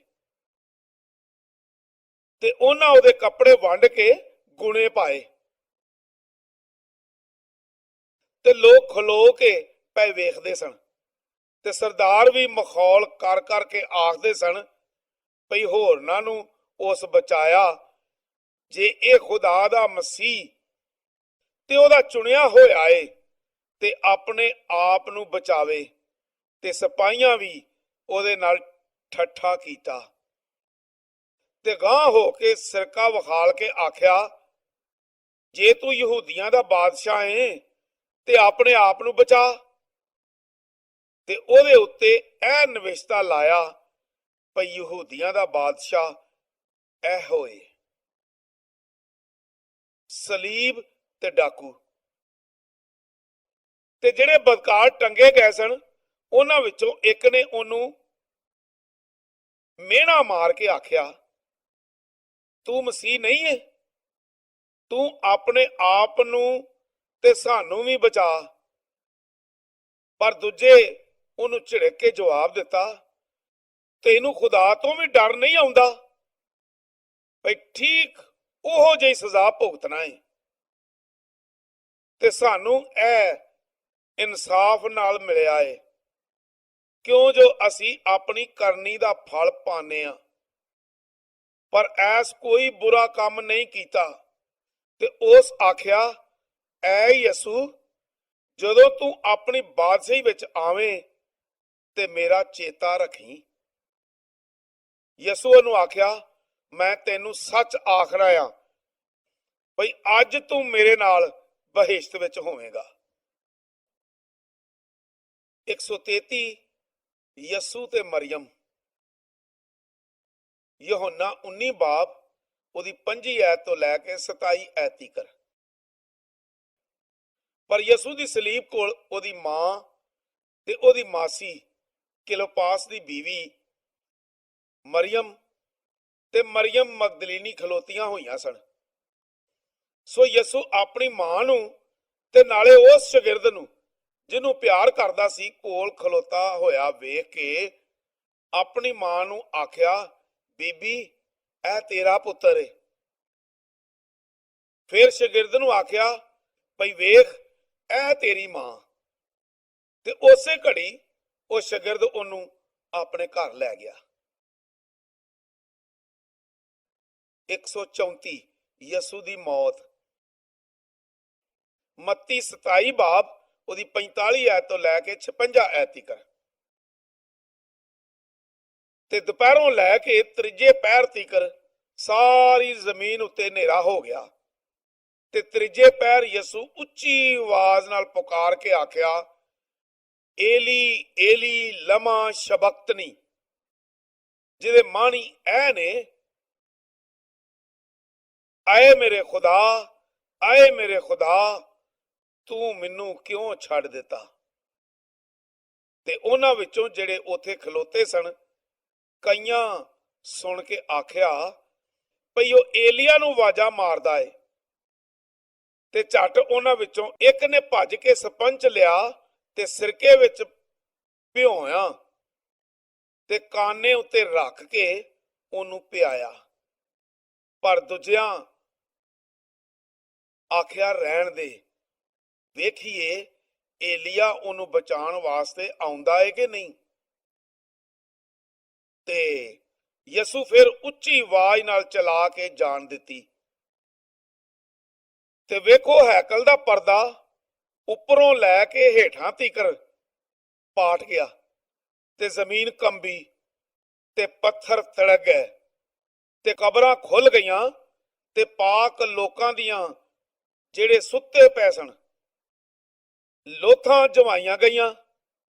ਤੇ ਉਹਦੇ ਜੀ ਉੱਠਣ ਦੇ ਪਿੱਛੋਂ ਉਹ ਕਬਰਾਂ ਵਿੱਚੋਂ ਨਿਕਲ ਕੇ ਪਾਕ ਸ਼ਹਿਰ ਵਿੱਚ ਜਾ ਵੜੀਆਂ ਤੇ ਬਥੇਰਿਆਂ ਨੂੰ ਵਿਖਾਲੀ ਦਿੱਤੀ। ਤੇ ਸੂਬੇਦਾਰ ਤੇ ਉਹਦੇ ਨਾਲ ਦੇ ਜਿਹੜੇ ਯਿਸੂ ਦੀ ਰਾਖੀ ਕਰਦੇ ਸਨ, ਭੁਚਾਲ ਤੇ ਸਾਰਾ ਹਾਲ ਵੇਖ ਕੇ ਬਹੁਤ ਡਰ ਗਏ ਤੇ ਆਖਣ ਲੱਗੇ, ਇਹ ਸੱਚਮੁੱਚ ਖੁਦਾ ਦਾ ਪੁੱਤਰ ਸੀ। ਤੇ ਉੱਥੇ ਬਥੇਰੀਆਂ ਜ਼ਨਾਨੀਆਂ ਦੂਰੋਂ ਪਈਆਂ ਵੇਖਦੀਆਂ ਸਨ, ਜਿਹੜੀਆਂ ਯਿਸੂ ਦੀ ਟਹਿਲ ਸੇਵਾ ਕਰਦੀਆਂ ਉਹਦੇ ਮਗਰ ਮਗਰ ਗਲੀਲੋਂ ਆਈਆਂ ਹੋਈਆਂ ਸਨ। ਉਹਨਾਂ ਵਿੱਚ ਮਰੀਮ ਮਗਦਲੀਨੀ ਸੀ ਤੇ ਨਾਲੇ ਉਹ ਮਰੀਮ ਜਿਹੜੀ ਯਾਕੂਬ ਤੇ ਯੂਸਫ ਦੀ ਮਾਂ ਸੀ ਤੇ ਨਾਲੇ ਜ਼ਬਦੀ ਦੇ ਪੁੱਤਰਾਂ ਦੀ ਮਾਂ। ਪੁਰਾਣੇ ਅਹਿਦਨਾਮੇ ਦੀ ਪਛੀਨ ਗੋਈ। ਆਏ ਮੇਰੇ ਖੁਦਾ, ਆਏ ਮੇਰੇ ਖੁਦਾ, ਤੂੰ ਮੈਨੂੰ ਕਿਉਂ ਛੱਡ ਦਿੱਤਾ ਏ। ਤੂੰ ਮੇਰੀ ਮਦਦ ਤੇ ਮੇਰਾ ਰੋਣਾ ਤੇ ਮੇਰੀ ਅਰਜ਼ ਤੋਂ ਕਿਉਂ ਦੂਰ ਰਹਿਣਾ ਏ। ਆਏ ਮੇਰੇ ਖੁਦਾ, ਮੈਂ ਦਿਨ ਨੂੰ ਸਾਧਨਾ ਆ ਪਰ ਤੂੰ ਜਵਾਬ ਨਹੀਂ ਦਿੰਦਾ ਤੇ ਰਾਤ ਨੂੰ ਵੀ ਚੁੱਪ ਨਹੀਂ ਰਹਿੰਦਾ। ਪਰ ਤੂੰ ਕਦੂਸ ਏ, ਤੂੰ ਜੋ ਇਸਰਾਈਲ ਦੀ ਹਮਦੋ ਸਨਾ ਤੇ ਤਖਤ ਨਸ਼ੀਨ ਏ। ਸਾਡੇ ਪਿਓ ਦਾਦੇ ਤੇਰੇ ਉੱਤੇ ਤਵੱਕਲ ਕੀਤਾ, ਉਹਨਾਂ ਤੇ ਤਵੱਕਲ ਕੀਤਾ ਤੇ ਤੂੰ ਉਹਨਾਂ ਨੂੰ ਛਡਾਇਆ। ਉਹਨਾਂ ਤੇਰੇ ਕੋਲੋਂ ਅਰਜ਼ ਕੀਤੀ ਤੇ ਰਿਹਾਈ ਲਈ। ਉਹਨਾਂ ਤੇ ਤੇਰੇ ਉੱਤੇ ਤਵੱਕਲ ਕੀਤਾ ਤੇ ਸ਼ਰਮਿੰਦਾ ਨਾ ਹੋਏ। ਪਰ ਮੈਂ ਤੇ ਕੀੜਾ ਆ, ਇਨਸਾਨ ਨਹੀਂ, ਬੰਦਿਆਂ ਵਿੱਚ ਇੱਕ ਗਿੱਠ ਵਾਂਗਰ ਆ ਤੇ ਲੋਕਾਂ ਵਿੱਚ ਹਕੀਰ। ਉਹ ਸਭ ਜਿਹੜੇ ਮੈਨੂੰ ਵੇਖਦੇ ਨੇ ਮੇਰਾ ਮਖੌਲ ਉਡਾਉਂਦੇ ਨੇ, ਉਹ ਮੂੰਹ ਚੜਾਉਂਦੇ ਨੇ, ਉਹ ਸਿਰ ਹਿਲਾ ਹਿਲਾ ਕੇ ਕਹਿੰਦੇ ਨੇ ਆਪਣੇ ਆਪ ਨੂੰ ਖੁਦਾ ਦੇ ਹਵਾਲੇ ਕਰ ਦੇ, ਉਹੀ ਉਹਨੂੰ ਛੁਡਾਏ। ਜਦੋਂ ਕਿ ਉਹ ਉਹਦੇ ਤੋਂ ਖੁਸ਼ ਏ ਤੇ ਉਹੀ ਉਹਨੂੰ ਛੁਡਾਏ। ਪਰ ਤੂੰ ਹੀ ਮੈਨੂੰ ਮਾਂ ਦੀ ਕੁੱਖ ਤੋਂ ਬਾਹਰ ਲੈ ਕੇ ਆਇਆ ਏ। ਜਦੋਂ ਮੈਂ ਦੁੱਧ ਪੀਂਦਾ ਬੱਚਾ ਸਾਂ, ਤੂੰ ਮੈਨੂੰ ਤਵੱਕਲ ਕਰਨਾ ਸਿਖਾਇਆ। ਮੈਂ ਪੈਦਾ ਹੁੰਦਿਆਂ ਹੀ ਤੇਰੇ ਤੇ ਛੱਡਿਆ ਗਿਆ। ਮੇਰੀ ਮਾਂ ਦੇ ਢਿੱਡੋਂ ਹੀ ਤੂੰ ਮੇਰਾ ਖੁਦਾ ਏ। ਮੇਰੇ ਤੋਂ ਦੂਰ ਨਾ ਰਹਿ, ਕਿਉਂ ਜੋ ਮੁਸੀਬਤ ਮੇਰੇ ਲਾਗੇ ਆ। ਇਸ ਲਈ ਕੋਈ ਮਦਦਗਾਰ ਨਹੀਂ। ਬਹੁਤ ਸਾਰੇ ਸੰਢਿਆਂ ਮੈਨੂੰ ਘੇਰ ਲਿਆ ਏ। ਬਸੰਤ ਦੇ ਜ਼ੋਰ ਆਵਰ ਸੰਢਿਆਂ ਮੈਨੂੰ ਘੇਰ ਲਿਆ ਏ। ਉਹ ਫਾੜਨ ਤੇ ਗੱਜਣ ਵਾਲੇ ਬੱਬਰ ਦੀ ਤਰ੍ਹਾਂ ਮੇਰੇ ਉੱਤੇ ਆਪਣਾ ਮੂੰਹ ਖੋਲ ਕੇ ਖੜੇ ਨੇ। ਮੈਂ ਪਾਣੀ ਦੀ ਤਰ੍ਹਾਂ ਵਗ ਗਿਆ ਵਾਂ। ਮੇਰੀਆਂ ਸਭ ਹੱਡੀਆਂ ਉਖੜ ਗਈਆਂ ਨੇ। ਮੇਰਾ ਦਿਲ ਮੋਮ ਦੀ ਤਰ੍ਹਾਂ ਹੋ ਗਿਆ ਏ। ਉਹ ਮੇਰੇ ਸੀਨੇ ਵਿੱਚ ਪਿਘਲ ਗਿਆ। ਮੇਰੀ ਤਾਕਤ ਢੇਲੇ ਦੀ ਤਰ੍ਹਾਂ ਖੁਸ਼ਕ ਹੋ ਗਈ ਏ। ਮੇਰੀ ਜ਼ਬਾਨ ਮੇਰੇ ਤਾਲੂ ਨਾਲ ਚਿਪਕ ਗਈ ਤੇ ਤੂੰ ਮੈਨੂੰ ਮੌਤ ਦੀ ਮਿੱਟੀ ਵਿੱਚ ਮਿਲਾ ਦਿੱਤਾ। ਕਿਉਂ ਜੋ ਕੁੱਤਿਆਂ ਮੈਨੂੰ ਘੇਰ ਲਿਆ ਏ। ਬਦਕਾਰਾਂ ਦੀ ਟੋਲੀ ਮੇਰੇ ਦਿਵਾਲੇ ਵੇ। ਉਹ ਮੇਰੇ ਹੱਥ ਤੇ ਪੈਰ ਵਿੰਨ੍ਹਦੇ ਨੇ। ਮੈਂ ਆਪਣੀਆਂ ਸਾਰੀਆਂ ਹੱਡੀਆਂ ਗਿਣ ਸਕਣਾ ਆ। ਉਹ ਮੈਨੂੰ ਤੱਕਦੇ ਤੇ ਘੂਰਦੇ ਨੇ। ਉਹ ਮੇਰੇ ਕੱਪੜੇ ਆਪੋ ਵਿੱਚ ਵੰਡਦੇ ਨੇ। ਉਹ ਮੇਰੀ ਪੋਸ਼ਾਕ ਤੇ ਕੁਰਾ ਪਾਉਂਦੇ ਨੇ। ਪਰ ਤੂੰ ਐ ਖੁਦਾਵੰਦ ਦੂਰ ਨਾ ਹੋ। ਐ ਮੇਰੇ ਚਾਰਾ ਸਾਜ਼, ਮੇਰੀ ਮਦਦ ਲਈ ਜਲਦੀ ਕਰ। ਮੇਰੀ ਜਾਨ ਨੂੰ ਤਲਵਾਰ ਤੋਂ ਬਚਾ। ਮੇਰੀ ਜਾਨ ਨੂੰ ਕੁੱਤੇ ਦੇ ਕਾਬੂ ਤੋਂ ਤੇ ਮੈਨੂੰ ਬੱਬਰ ਦੇ ਮੂੰਹ ਤੋਂ ਬਚਾ। ਸਗੋਂ ਤੂੰ ਤੇ ਮੈਨੂੰ ਸੰਢਿਆਂ ਦੇ ਸਿੰਗਾਂ ਤੋਂ ਛੁਡਾਇਆ ਏ। ਮੈਂ ਆਪਣੇ ਭਰਾਵਾਂ ਦੇ ਅੱਗੇ ਤੇਰਾ ਨਾਂ ਦੱਸਾਂਗਾ ਤੇ ਭੀੜ ਵਿੱਚ ਤੇਰੀ ਵਡਿਆਈ ਕਰਾਂਗਾ। ਆਏ ਖੁਦਾਵੰਦ ਤੋਂ ਡਰਨ ਵਾਲਿਓ, ਉਹਦੀ ਵਡਿਆਈ ਕਰੋ। ਐ ਯਕੂਬ ਦੀ ਔਲਾਦ, ਸਾਰੇ ਉਹਦੀ ਤਮਜੀਦ ਕਰੋ। ਤੇ ਐ ਇਸਰਾਈਲ ਦੀ ਨਸਲ, ਸਾਰੇ ਉਹਦਾ ਡਰ ਮੰਨੋ। ਕਿਉਂ ਜੋ ਉਹਨੇ ਨਾ ਮੁਸੀਬਤ ਜ਼ਦਾ ਦੀ ਮੁਸੀਬਤ ਨੂੰ ਹਕੀਰ ਜਾਣਿਆ ਤੇ ਨਾ ਉਸ ਤੋਂ ਨਫ਼ਰਤ ਕੀਤੀ, ਨਾ ਉਸ ਤੋਂ ਮੂੰਹ ਛੁਪਾਇਆ। ਸਗੋਂ ਜਦੋਂ ਉਸ ਨੇ ਖੁਦਾ ਤੋਂ ਫਰਿਆਦ ਕੀਤੀ ਤੇ ਉਹਨੇ ਸੁਣ ਲਈ। ਵੱਡੇ ਮਜਮਾ ਵਿੱਚ ਮੇਰੀ ਸਨਾ ਕਰਨ ਦਾ ਬਾਇਸ ਤੂੰ ਹੀ ਹੈ। ਮੈਂ ਉਸ ਦੇ ਡਰਨ ਵਾਲਿਆਂ ਦੇ ਸਾਹਮਣੇ ਆਪਣੀਆਂ ਨਜ਼ਰਾਂ ਦੇਵਾਂਗਾ। ਹਲੀਮ ਖਾਣਗੇ ਤੇ ਰੱਜਣਗੇ। ਖੁਦਾ ਦੇ ਮੰਗਣ ਵਾਲੇ ਉਸ ਦੀ ਵਡਿਆਈ ਕਰਨਗੇ। ਤੁਹਾਡਾ ਦਿਲ ਅਬ ਤੱਕ ਜ਼ਿੰਦਾ ਰਹੇ। ਸਾਰੀ ਦੁਨੀਆ ਖੁਦਾਵੰਦ ਨੂੰ ਯਾਦ ਕਰੇਗੀ ਤੇ ਉਸ ਦੇ ਵੱਲ ਮੁੜੇਗੀ ਤੇ ਕੌਮਾਂ ਦੇ ਸਭ ਘਰਾਣੇ ਤੇਰੇ ਅੱਗੇ ਸਜਦਾ ਕਰਨਗੇ। ਕਿਉਂ ਜੋ ਬਾਦਸ਼ਾਹੀ ਖੁਦਾਵੰਦ ਦੀ ਏ। ਉਹੀ ਕੌਮਾਂ ਤੇ ਹਾਕਮ ਏ। ਦੁਨੀਆ ਦੇ ਸਭ ਅਸੂਦਾ ਲੋਕ ਖਾਣਗੇ ਤੇ ਸਜਦਾ ਕਰਨਗੇ। ਉਹ ਸਭ ਜਿਹੜੇ ਮਿੱਟੀ ਵਿੱਚ ਮਿਲ ਜਾਂਦੇ ਨੇ ਉਹਦੇ ਅੱਗੇ ਝੁਕਣਗੇ। ਬਲਕਿ ਉਹ ਵੀ ਜਿਹੜਾ ਆਪਣੀ ਜਾਨ ਨੂੰ ਜਿਉਂਦਿਆਂ ਨਹੀਂ ਰੱਖ ਸਕਦਾ, ਇੱਕ ਨਸਲ ਉਹਦੀ ਬੰਦਗੀ ਕਰੇਗੀ। ਦੂਜੀ ਪੁਸ਼ਤ ਨੂੰ ਖੁਦਾਵੰਦ ਦੀ ਖਬਰ ਦੱਸੇਗੀ। ਉਹ ਆਉਣਗੇ ਤੇ ਉਹਦੀ ਸਦਾਕਤ ਨੂੰ ਇੱਕ ਕੌਮ ਤੇ ਜਿਹੜੀ ਪੈਦਾ ਹੋਏਗੀ ਇਹ ਆਖ ਕੇ ਜ਼ਾਹਰ ਕਰਨਗੇ ਕਿ ਉਸ ਨੇ ਇਹ ਕੰਮ ਕੀਤਾ ਹੈ। 135 ਦਫਨਾਨਾ। ਯਹੋਨਾ 19 ਬਾਬ ਉਹਦੀ 31 ਐਤ ਤੋਂ ਲੈ ਕੇ 42 ਐਤ ਤੱਕ। ਤਦ ਇਸ ਲਈ ਭਈ ਤਿਆਰੀ ਦਾ ਦਿਨ ਸੀ। ਯਹੂਦੀਆਂ ਪਿਲਾਤੂਸ ਅੱਗੇ ਅਰਜ਼ ਕੀਤੀ ਭਈ ਉਹਨਾਂ ਦੀਆਂ ਲੱਤਾਂ ਭੰਨੀਆਂ ਜਾਣ ਤੇ ਉਹ ਲਿਆਏ ਜਾਣ, ਤਾਂ ਜੋ ਸਬਤ ਦੇ ਦਿਨ ਸਲੀਬ ਉੱਤੇ ਲੋਥਾਂ ਯਾਨੀ ਲਾਸ਼ਾਂ ਨਾ ਰਹਿਣ, ਕਿਉਂ ਜੋ ਉਹ ਸਬਤ ਦਾ ਦਿਨ ਵੱਡਾ ਦਿਨ ਸੀ। ਤਦ ਸਿਪਾਹੀਆਂ ਆ ਕੇ ਪਹਿਲੇ ਦੀਆਂ ਲੱਤਾਂ ਭੰਨੀਆਂ ਤੇ ਦੂਜੇ ਦੀਆਂ ਵੀ, ਜਿਹੜਾ ਉਹਦੇ ਨਾਲ ਸਲੀਬ ਦਿੱਤਾ ਗਿਆ ਸੀ। ਪਰ ਯਿਸੂ ਦੇ ਕੋਲ ਆ ਕੇ ਜਦ ਵੇਖਿਆ ਭਈ ਉਹ ਮਰ ਗਿਆ ਏ ਤੇ ਉਹਦੀਆਂ ਲੱਤਾਂ ਨਾ ਭੰਨੀਆਂ, ਤਦ ਵੀ ਸਿਪਾਹੀਆਂ ਵਿੱਚੋਂ ਇੱਕ ਨੇ ਬਰਛੀ ਨਾਲ ਉਹਦੀ ਵੱਖੀ ਵਿੰਨੀ ਤੇ ਉਵੇਂ ਹੀ ਲਹੂ ਤੇ ਪਾਣੀ ਨਿਕਲਿਆ। ਤੇ ਜਿਸ ਵੇਖਿਆ ਇਹ ਗਵਾਹੀ ਦਿੱਤੀ ਏ ਤੇ ਉਹਦੀ ਗਵਾਹੀ ਸੱਚੀ ਏ, ਤੇ ਉਹ ਜਾਣਦਾ ਏ ਭਈ ਮੈਂ ਸੱਚ ਆਖਣਾ ਆ, ਤਾਂ ਜੋ ਤੁਸੀਂ ਵੀ ਈਮਾਨ ਲਿਆਓ। ਇਹ ਐਸ ਕਰਕੇ ਹੋਇਆ ਤਾਂ ਜੋ ਨਵਿਸ਼ਤਾ ਪੂਰਾ ਹੋਏ ਭਈ ਉਹਦੀ ਕੋਈ ਹੱਡੀ ਭੰਨੀ ਨਾ ਜਾਵੇਗੀ। ਖਰੂਜ 12 ਬਾਬ ਉਹਦੀ 46 ਐਤ ਤੇ ਜ਼ਬੂਰ 34 ਉਹਦੀ 20 ਐਤ। ਤੇ ਦੂਜਾ ਨਵਿਸ਼ਤਾ ਵੀ ਆਖਦਾ ਹੈ ਭਈ ਉਹ ਉਹਦੇ ਵੱਲ ਵੇਖਣਗੇ ਜਿਨ੍ਹਾਂ ਉਹਨੂੰ ਵਿੰਨਿਆ ਏ। ਜ਼ਿਕਰੀਆ 12 ਬਾਬ ਉਹਦੀ 10 ਐਤ, ਜ਼ਬੂਰ 22 ਉਹਦੀ 16 ਤੇ 17 ਐਤ। ਅਜਦੋਂ ਪਿੱਛੋਂ ਇਰਮਤੀਆ ਦੇ ਰਹਿਣ ਵਾਲੇ ਯੂਸਫ ਨੇ, ਜਿਹੜਾ ਯਸੂ ਦਾ ਸ਼ਾਗਿਰਦ ਸੀ ਪਰ ਯਹੂਦੀਆਂ ਦੇ ਡਰ ਦੇ ਮਾਰੇ ਗੁੱਝੇ ਪਿਲਾਤੂਸ ਅੱਗੇ ਅਰਜ਼ ਕੀਤੀ ਭਈ ਮੈਂ ਯਸੂ ਦੀ ਲੋਥ ਯਾਨੀ ਲਾਸ਼ ਲੈ ਜਾਵਾਂ, ਤੇ ਪਿਲਾਤੂਸ ਇਜਾਜ਼ਤ ਦਿੱਤੀ। ਸੋ ਆ ਕੇ ਉਹਦੀ ਲੋਥ ਯਾਨੀ ਲਾਸ਼ ਲੈ ਗਿਆ। ਤੇ ਨਿਕੋਦੀਮਸ ਵੀ, ਜਿਹੜਾ ਪਹਿਲੋਂ ਯਸੂ ਕੋਲ ਆਇਆ ਸੀ, 50 ਕੁ ਸਿਰ ਮੁਰ ਤੇ ਊਦ ਰਲੇ ਹੋਏ ਨਾਲ ਲੈ ਕੇ ਆਇਆ।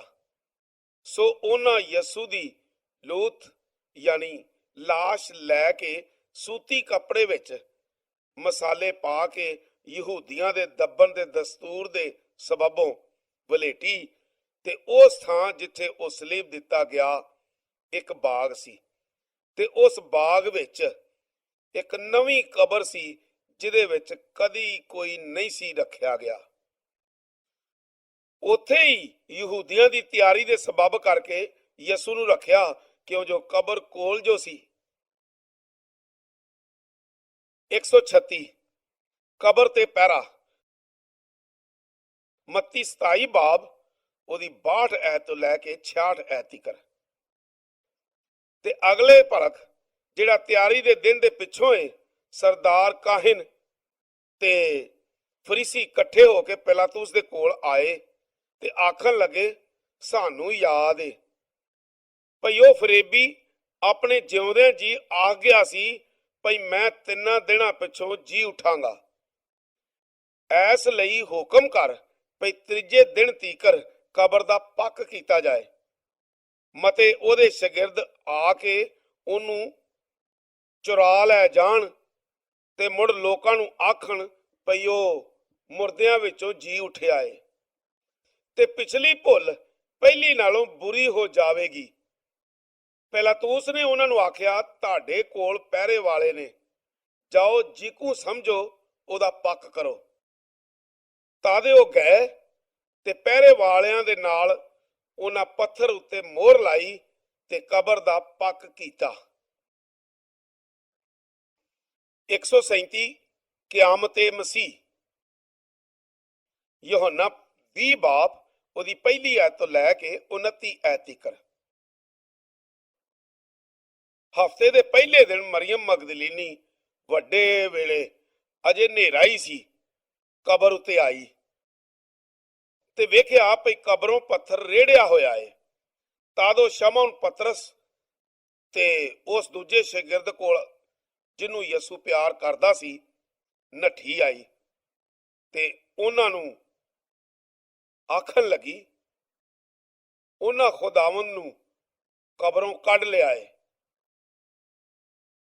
ਤੇ ਸਾਨੂੰ ਪਤਾ ਨਹੀਂ ਭਈ ਉਹਨੂੰ ਕਿੱਥੇ ਰੱਖਿਆ ਹੈ।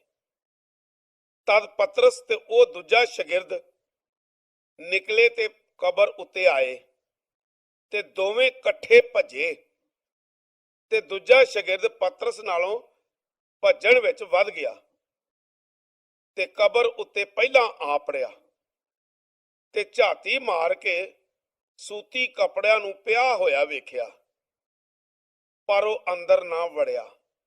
ਤਦ ਸ਼ਮੌਨ ਪਤਰਸ ਵੀ ਉਹਦੇ ਮਗਰੋਂ ਅੱਪੜ ਗਿਆ ਤੇ ਕਬਰ ਦੇ ਅੰਦਰ ਵੜਿਆ ਤੇ ਸੂਤੀ ਕੱਪੜਿਆਂ ਨੂੰ ਪਿਆ ਹੋਇਆ ਵੇਖਿਆ ਤੇ ਉਸ ਰੁਮਾਲ ਨੂੰ ਜਿਹੜਾ ਉਹਦੇ ਸਿਰ ਦੁਆਲੇ ਸੀ, ਸੂਤੀ ਕੱਪੜਿਆਂ ਦੇ ਨਾਲ ਨਹੀਂ, ਸਗੋਂ ਇੱਕ ਥਾਂ ਵੱਖਰਾ ਵਲੇਟਿਆ ਹੋਇਆ ਪਿਆ ਸੀ। ਸੋ ਉਸ ਵੇਲੇ ਦੂਜੇ ਸ਼ਾਗਿਰਦ ਨੇ ਵੀ, ਜਿਹੜਾ ਪਹਿਲਾਂ ਕਬਰ ਉੱਤੇ ਅੱਪੜਿਆ, ਅੰਦਰ ਵੜ ਕੇ ਵੇਖਿਆ ਤੇ ਯਕੀਨ ਕੀਤਾ। ਇਸ ਲਈ ਅਜੇ ਤੀਕਰ ਉਹ ਉਸ ਨਵੇਸੇ ਨੂੰ ਨਹੀਂ ਸਨ ਸਮਝੇ ਭਈ ਉਸ ਜ਼ਰੂਰ ਮੁਰਦਿਆਂ ਵਿੱਚੋਂ ਜੀ ਉੱਠਣਾ ਹੈ। ਸੋ ਸ਼ਾਗਿਰਦ ਆਪਣੇ ਘਰ ਨੂੰ ਫੇਰ ਮੁੜ ਗਏ। ਯਿਸੂ ਮਰੀਮ ਮਗਦਲੀਨੀ ਤੇ ਜ਼ਾਹਰ ਹੁੰਦਾ ਹੈ, ਪਰ ਮਰੀਮ ਬਾਰ-ਬਾਰ ਕਬਰ ਦੇ ਕੋਲ ਖਲੋਤੀ ਹੋਈ ਰੋਂਦੀ ਸੀ। ਰੋਂਦਿਆਂ ਹੋਇਆਂ ਝਾਤੀ ਮਾਰ ਕੇ ਕਬਰ ਦੇ ਅੰਦਰ ਵੇਖਿਆ ਭਈ ਦੋ ਫਰਿਸ਼ਤੇ ਚਿੱਟੇ ਕੱਪੜੇ ਪਾਏ ਹੋਏ, ਇੱਕ ਸਿਰਹਾਣੇ ਤੇ ਦੂਜਾ ਪਿੰਦਾਣੇ, ਜਿੱਥੇ ਯਿਸੂ ਦੀ ਲੁੱਥ ਯਾਨੀ ਲਾਸ਼ ਪਈ ਸੀ, ਬੈਠੇ ਨੇ। ਤੇ ਉਹ ਉਹਨੂੰ ਆਖਣ ਲੱਗੇ, ਐ ਔਰਤ, ਤੂੰ ਕਿਉਂ ਰੋਨੀ ਏ? ਉਸ ਉਹਨਾਂ ਨੂੰ ਆਖਿਆ, ਐਸ ਲਈ ਭਈ ਮੇਰੇ ਖੁਦਾਵੰਦ ਨੂੰ ਚੁੱਕ ਲੈ ਗਏ ਨੇ ਤੇ ਮੈਂ ਨਹੀਂ ਜਾਣਦੀ ਭਈ ਉਹਨੂੰ ਕਿੱਥੇ ਰੱਖਿਆ ਏ। ਇਹ ਆਖ ਕੇ ਉਹ ਪਿਛਾਂ ਮੁੜੀ ਤੇ ਯਿਸੂ ਨੂੰ ਖਲੋਤਾ ਵੇਖਿਆ ਤੇ ਨਾ ਪਛਾਣਿਆ ਭਈ ਇਹ ਯਿਸੂ ਏ। ਯਿਸੂ ਉਹਨੂੰ ਆਖਿਆ, ਐ ਔਰਤ, ਤੂੰ ਕਿਉਂ ਰੋਨੀ ਏ? ਤੂੰ ਕਿਹਨੂੰ ਲੱਭਣੀ ਏ? ਉਸ ਇਹ ਸਮਝ ਕੇ ਭਈ ਮਾਲੀ ਏ, ਉਹਨੂੰ ਆਖਿਆ, ਐ ਮੀਆਂ, ਜੇ ਤੂੰ ਉਹਨੂੰ ਲੈ ਗਿਆ ਏ ਤੇ ਮੈਨੂੰ ਦੱਸ ਭਈ ਕਿੱਥੇ ਰੱਖਿਆ ਏ ਤੇ ਮੈਂ ਉਹਨੂੰ ਲੈ ਜਾਵਾਂਗੀ। ਯਿਸੂ ਉਹਨੂੰ ਆਖਿਆ, ਐ ਮਰੀਮ। ਉਸ ਪਿਛਾਂ ਮੁੜ ਕੇ ਅਬਰਾਨੀ ਬੋਲੀ ਵਿੱਚ ਆਖਿਆ, ਰਬੂਨੀ, ਯਾਨੀ ਐ ਉਸਤਾਦ। ਯਿਸੂ ਉਹਨੂੰ ਆਖਿਆ, ਮੈਨੂੰ ਨਾ ਛੂ, ਕਿਉਂ ਜੋ ਅਜੇ ਮੈਂ ਬਾਪ ਕੋਲ ਉਤਾਂ ਨਹੀਂ ਗਿਆ ਆ, ਪਰ ਮੇਰੇ ਭਰਾਵਾਂ ਦੇ ਕੋਲ ਜਾ ਤੇ ਉਹਨਾਂ ਨੂੰ ਆਖ ਭਈ ਮੈਂ ਆਪਣੇ ਬਾਪ ਤੇ ਤੁਹਾਡੇ ਬਾਪ ਕੋਲ ਤੇ ਆਪਣੇ ਖੁਦਾ ਤੇ ਤੁਹਾਡੇ ਖੁਦਾ ਕੋਲ ਉਤਾਂ ਜਾਣਾ ਆ। ਮਰੀਮ ਮਗਦਲੀਨੀ ਆ ਕੇ ਸ਼ਾਗਿਰਦਾਂ ਨੂੰ ਦੱਸਿਆ ਭਈ ਮੈਂ ਖੁਦਾਵੰਦ ਨੂੰ ਵੇਖਿਆ ਏ ਤੇ ਉਸ ਮੈਨੂੰ ਇਹ ਗੱਲਾਂ ਆਖੀਆਂ ਨੇ। ਯਿਸੂ ਆਪਣੇ ਸ਼ਾਗਿਰਦਾਂ ਤੇ ਜ਼ਾਹਰ ਹੁੰਦਾ ਹੈ। ਫਿਰ ਉਸੇ ਦਿਨ, ਜਿਹੜਾ ਹਫ਼ਤੇ ਦਾ ਪਹਿਲਾ ਦਿਨ ਸੀ, ਸ਼ਾਮਾਂ ਵੇਲੇ, ਜਿਹੜੇ ਥਾਂ ਯਹੂਦੀਆਂ ਦੇ ਡਰ ਦੇ ਮਾਰਿਆਂ ਸ਼ਾਗਿਰਦਾਂ ਬੂਹੇ ਮਾਰੇ ਹੋਏ ਸਨ, ਯਿਸੂ ਵਿਚਕਾਰ ਆ ਖਲੋਤਾ ਤੇ ਉਹਨਾਂ ਨੂੰ ਆਖਿਆ, ਤੁਹਾਡੀ ਸਲਾਮਤੀ ਹੋਵੇ। ਤੇ ਇਹ ਆਖ ਕੇ ਉਹਨਾਂ ਨੂੰ ਆਪਣੇ ਹੱਥ ਤੇ ਵੱਖੀ ਵਿਖਾਲੀ। ਤਦ ਸ਼ਾਗਿਰਦ ਖੁਦਾਵੰਦ ਨੂੰ ਵੇਖ ਕੇ ਖੁਸ਼ ਹੋਏ। ਤਦ ਯਿਸੂ ਉਹਨਾਂ ਨੂੰ ਫੇਰ ਆਖਿਆ, ਤੁਹਾਡੀ ਸਲਾਮਤੀ ਹੋਵੇ। ਬਾਪ ਨੇ ਜਿਵੇਂ ਮੈਨੂੰ ਘੱਲਿਆ ਏ, ਉਸੇ ਤਰ੍ਹਾਂ ਮੈਂ ਤੁਹਾਨੂੰ ਘੱਲਣਾ ਆ। ਤੇ ਇਹ ਆਖ ਕੇ ਉਹਨਾਂ ਦੇ ਉੱਤੇ ਫੂਕ ਮਾਰੀ ਤੇ ਉਹਨਾਂ ਨੂੰ ਆਖਿਆ, ਪਾਕ ਰੂਹ ਲਵੋ। ਜਿਨ੍ਹਾਂ ਦੇ ਗੁਨਾਹਾਂ ਨੂੰ ਤੁਸੀਂ ਬਖਸ਼ੋਗੇ, ਉਹਨਾਂ ਦੇ ਬਖਸ਼ੇ ਗਏ ਨੇ, ਤੇ ਜਿਨ੍ਹਾਂ ਦੇ ਤੁਸੀਂ ਕਾਇਮ ਰੱਖੋ, ਉਹਨਾਂ ਦੇ ਕਾਇਮ ਰੱਖੇ ਗਏ ਨੇ। ਯਿਸੂ ਤੂਮਾਂ ਤੇ ਜ਼ਾਹਰ ਹੁੰਦਾ ਹੈ। ਪਰ ਜਦੋਂ ਯਿਸੂ ਆਇਆ, ਤਦ ਉਹਨਾਂ 12 ਵਿੱਚੋਂ ਇੱਕ ਜਣਾ, ਤੂਮਾ, ਜਿਹਨੂੰ ਜੋੜਾ ਆਖਦੇ ਨੇ, ਉਹਨਾਂ ਦੇ ਨਾਲ ਨਹੀਂ ਸੀ। ਦੂਜੇ ਸ਼ਾਗਿਰਦਾਂ ਆਖਿਆ, ਅਸਾਂ ਖੁਦਾਵੰਦ ਨੂੰ ਵੇਖਿਆ ਏ। ਪਰ ਉਸ ਉਹਨਾਂ ਨੂੰ ਆਖਿਆ, ਜਿੰਨਾ ਚਿਰ ਮੈਂ ਉਹਦੇ ਹੱਥਾਂ ਵਿੱਚ ਕਿੱਲਾਂ ਦੇ ਛੇਕ ਨਾ ਵੇਖਾਂ ਤੇ ਕਿੱਲਾਂ ਦੇ ਛੇਕਾਂ ਵਿੱਚ ਆਪਣੀ ਉਂਗਲੀ ਨਾ ਪਾਂ ਤੇ ਨਾ ਉਹਦੀ ਵੱਖੀ ਵਿੱਚ ਆਪਣਾ ਹੱਥ ਪਾਂ, ਉਹਨਾਂ ਚਿਰ ਮੈਂ ਕਦੀ ਨਾ ਮੰਨਾਂਗਾ। ਤੇ 8 ਦਿਨਾਂ ਪਿੱਛੋਂ ਫਿਰ ਉਹਦੇ ਸ਼ਾਗਿਰਦ ਅੰਦਰ ਸਨ ਤੇ ਤੂਮਾ ਉਹਨਾਂ ਦੇ ਨਾਲ ਸੀ। ਬੂਹੇ ਵੱਜੇ ਹੋਏ ਸਨ। ਯਿਸੂ ਆਇਆ ਤੇ ਵਿਚਕਾਰ ਖਲੋ ਕੇ ਆਖਿਆ, ਤੁਹਾਡੀ ਸਲਾਮਤੀ ਹੋਏ। ਤਦ ਉਸ ਤੂਮਾ ਨੂੰ ਆਖਿਆ, ਆਪਣੀ ਉਂਗਲੀ ਉਰਾਂ ਕਰ ਤੇ ਮੇਰੇ ਹੱਥਾਂ ਨੂੰ ਵੇਖ। ਆਪਣਾ ਹੱਥ ਉਰਾਂ ਕਰ ਤੇ ਮੇਰੀ ਵੱਖੀ ਵਿੱਚ ਪਾ ਤੇ ਬੇਇਤਬਾਰ ਨਾ ਹੋ ਪਰ ਅਤਬਾਰ ਕਰ। ਤੂਮਾ ਉਹਨੂੰ ਆਖਿਆ, ਐ ਮੇਰੇ ਖੁਦਾਵੰਦ, ਐ ਮੇਰੇ ਖੁਦਾ। ਯਿਸੂ ਨੂੰ ਆਖਿਆ, ਐਸ ਕਰਕੇ ਭਈ ਤੂੰ ਮੈਨੂੰ ਵੇਖਿਆ ਏ, ਤੂੰ ਈਮਾਨ ਲਿਆਂਦਾ ਏ। ਮੁਬਾਰਕ ਉਹ ਨੇ ਜਿਨ੍ਹਾਂ ਵੇਖਿਆ ਨਹੀਂ ਤਦ ਵੀ ਈਮਾਨ ਲਿਆਂਦਾ। 138 ਪਹਿਰੇਦਾਰਾਂ ਦੀ ਰਿਸ਼ਵਤ। ਮੱਤੀ 28 ਬਾਬ ਉਹਦੀ 11 ਐਤ ਤੋਂ ਲੈ ਕੇ 15 ਐਤ ਤੀਕਰ। ਜਦੋਂ ਲੱਗੀਆਂ ਜਾਂਦੀਆਂ ਸਨ, ਵੇਖੋ ਪਹਿਰੇ ਵਾਲਿਆਂ ਵਿੱਚੋਂ ਕਈਆਂ ਸ਼ਹਿਰ ਵਿੱਚ ਜਾ ਕੇ ਸਭ ਕੁਝ ਜੋ ਹੋਇਆ ਸੀ ਸਰਦਾਰ ਕਾਹਿਨਾਂ ਨੂੰ ਦੱਸਿਆ ਤੇ ਉਹਨਾਂ ਬਜ਼ੁਰਗਾਂ ਨਾਲ ਇਕੱਠ ਕਰਕੇ ਆਪੋ ਵਿੱਚ ਸਲਾਹ ਕੀਤੀ ਤੇ ਸਿਪਾਹੀਆਂ ਨੂੰ ਬਹੁਤ ਸਾਰਾ ਰੁਪਈਆ ਦਿੱਤਾ ਤੇ ਆਖਿਆ, ਤੁਸਾਂ ਇਹ ਆਖਣਾ ਭਈ ਸਾਡੇ ਸੁੱਤਿਆਂ ਹੋਇਆਂ ਉਹਦੇ ਸ਼ਾਗਿਰਦ ਰਾਤ ਨੂੰ ਆਏ ਤੇ ਉਹਨੂੰ ਚੋਰੀ ਕੱਢ ਕੇ ਲੈ ਗਏ। ਜੇ ਇਹ ਗੱਲ ਹਾਕਮ ਦੇ ਕੰਨਾਂ ਤੀਕਰ ਅਪੜੇਗੀ ਤੇ ਅਸੀਂ ਉਹਨੂੰ ਮਨਾ ਲਾਂਗੇ ਤੇ ਤੁਹਾਡੀ ਫਿਕਰ ਲਾ ਦਿਆਂਗੇ। ਤੇ ਉਹਨਾਂ ਰੁਪਈਏ ਲੈ ਕੇ ਉਹ ਹੀ ਕੀਤਾ ਜਿਵੇਂ ਉਹਨਾਂ ਨੂੰ ਸਿਖਾਇਆ ਗਿਆ ਸੀ। ਤੇ ਇਹ ਗੱਲ ਯਹੂਦੀਆਂ ਵਿੱਚ ਮਸ਼ਹੂਰ ਕੀਤੀ ਗਈ ਤੇ ਅੱਜ ਤੀਕਰ ਲਗੀ ਆਉਂਦੀ ਏ। 139 ਅਮਾਉਸ। ਲੂਕਾ 24 ਬਾਬ ਉਹਦੀ 13 ਐਤ ਤੋਂ ਲੈ ਕੇ 35 ਐਤ ਤੀਕਰ। ਤੇ ਵੇਖੋ ਉਸੇ ਦਿਨ ਉਹਨਾਂ ਵਿੱਚੋਂ 2 ਜਣੇ ਅਮਾਉਸ ਨਾਂ ਦੇ ਇੱਕ ਪਿੰਡ ਵੱਲ ਜਾਂਦੇ ਸਨ, ਜਿਹੜਾ ਯਰੂਸ਼ਲਮ ਤੋਂ 7 ਮੀਲ ਏ। ਤੇ ਉਹਨਾਂ ਸਾਰੀਆਂ ਗੱਲਾਂ ਦੀ ਬਾਬਤ ਜਿਹੜੀਆਂ ਹੋਈਆਂ ਸਨ ਆਪੋ ਵਿੱਚ ਗੱਲਬਾਤ ਕਰਦੇ ਜਾਂਦੇ ਸਨ।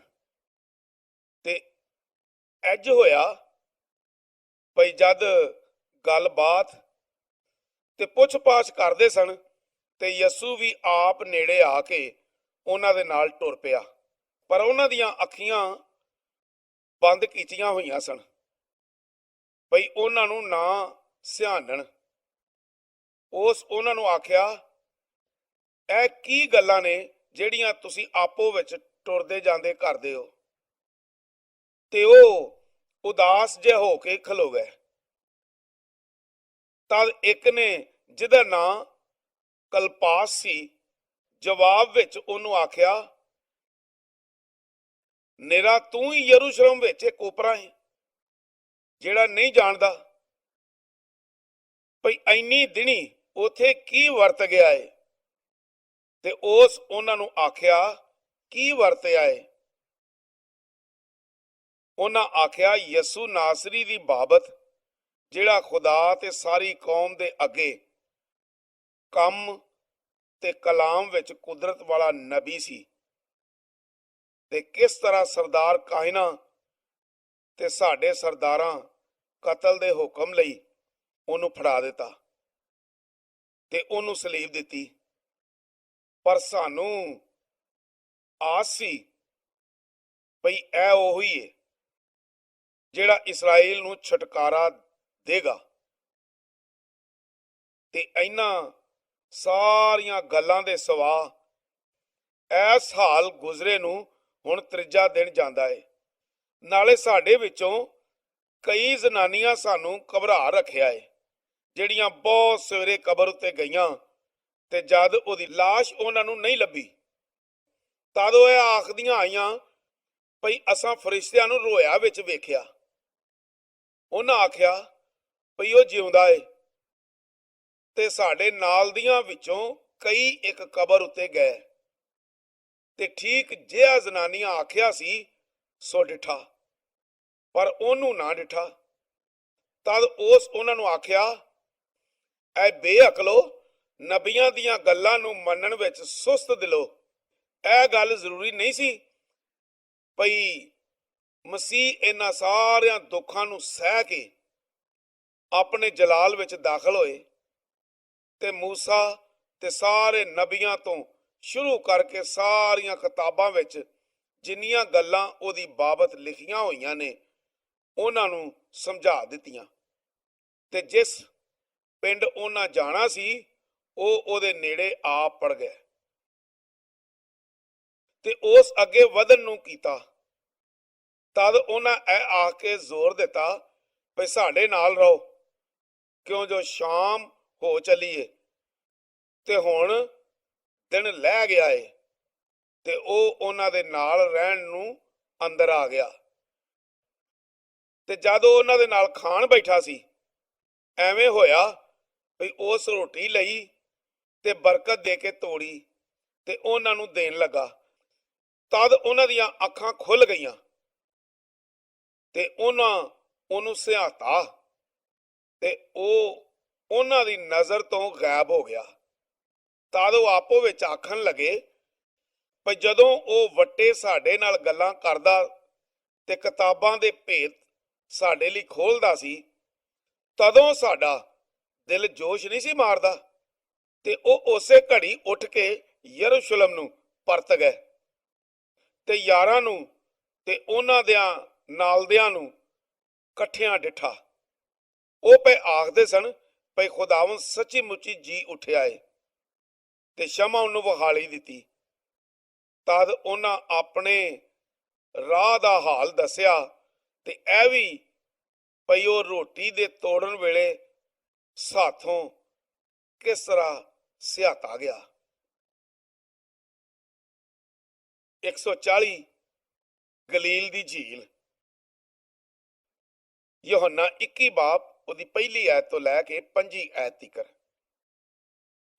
ਇਹਨਾਂ ਗੱਲਾਂ ਦੇ ਪਿੱਛੋਂ ਯਿਸੂ ਫਿਰ ਤਬਰਿਆਸ ਦੇ ਸਮੁੰਦਰ ਉੱਤੇ ਜ਼ਾਹਰ ਕੀਤਾ ਤੇ ਉਸ ਇਸ ਤਰ੍ਹਾਂ ਜ਼ਾਹਰ ਕੀਤਾ ਸ਼ਮਊਨ ਪਤਰਸ ਤੇ ਤੂਮਾ ਜਿਹਨੂੰ ਜੋੜਾ ਆਖਦੇ ਨੇ ਤੇ ਗਲੀਲ ਦੇ ਕਾਨਾ ਦਾ ਨਤਨੀਏਲ ਤੇ ਜ਼ਬਦੀ ਦੇ ਪੁੱਤਰ ਤੇ ਉਹਦੇ ਸ਼ਾਗਿਰਦਾਂ ਵਿੱਚੋਂ 2 ਹੋਰ ਇਕੱਠੇ ਹੋਏ ਸਨ। ਸ਼ਮਊਨ ਪਤਰਸ ਉਹਨਾਂ ਨੂੰ ਆਖਿਆ ਮੈਂ ਮੱਛੀਆਂ ਫੜਨ ਲਈ ਜਾਣਾ ਆ। ਉਹ ਉਹਨੂੰ ਆਖਣ ਲੱਗੇ ਅਸੀਂ ਵੀ ਤੇਰੇ ਨਾਲ ਚੱਲਨੇ ਆ।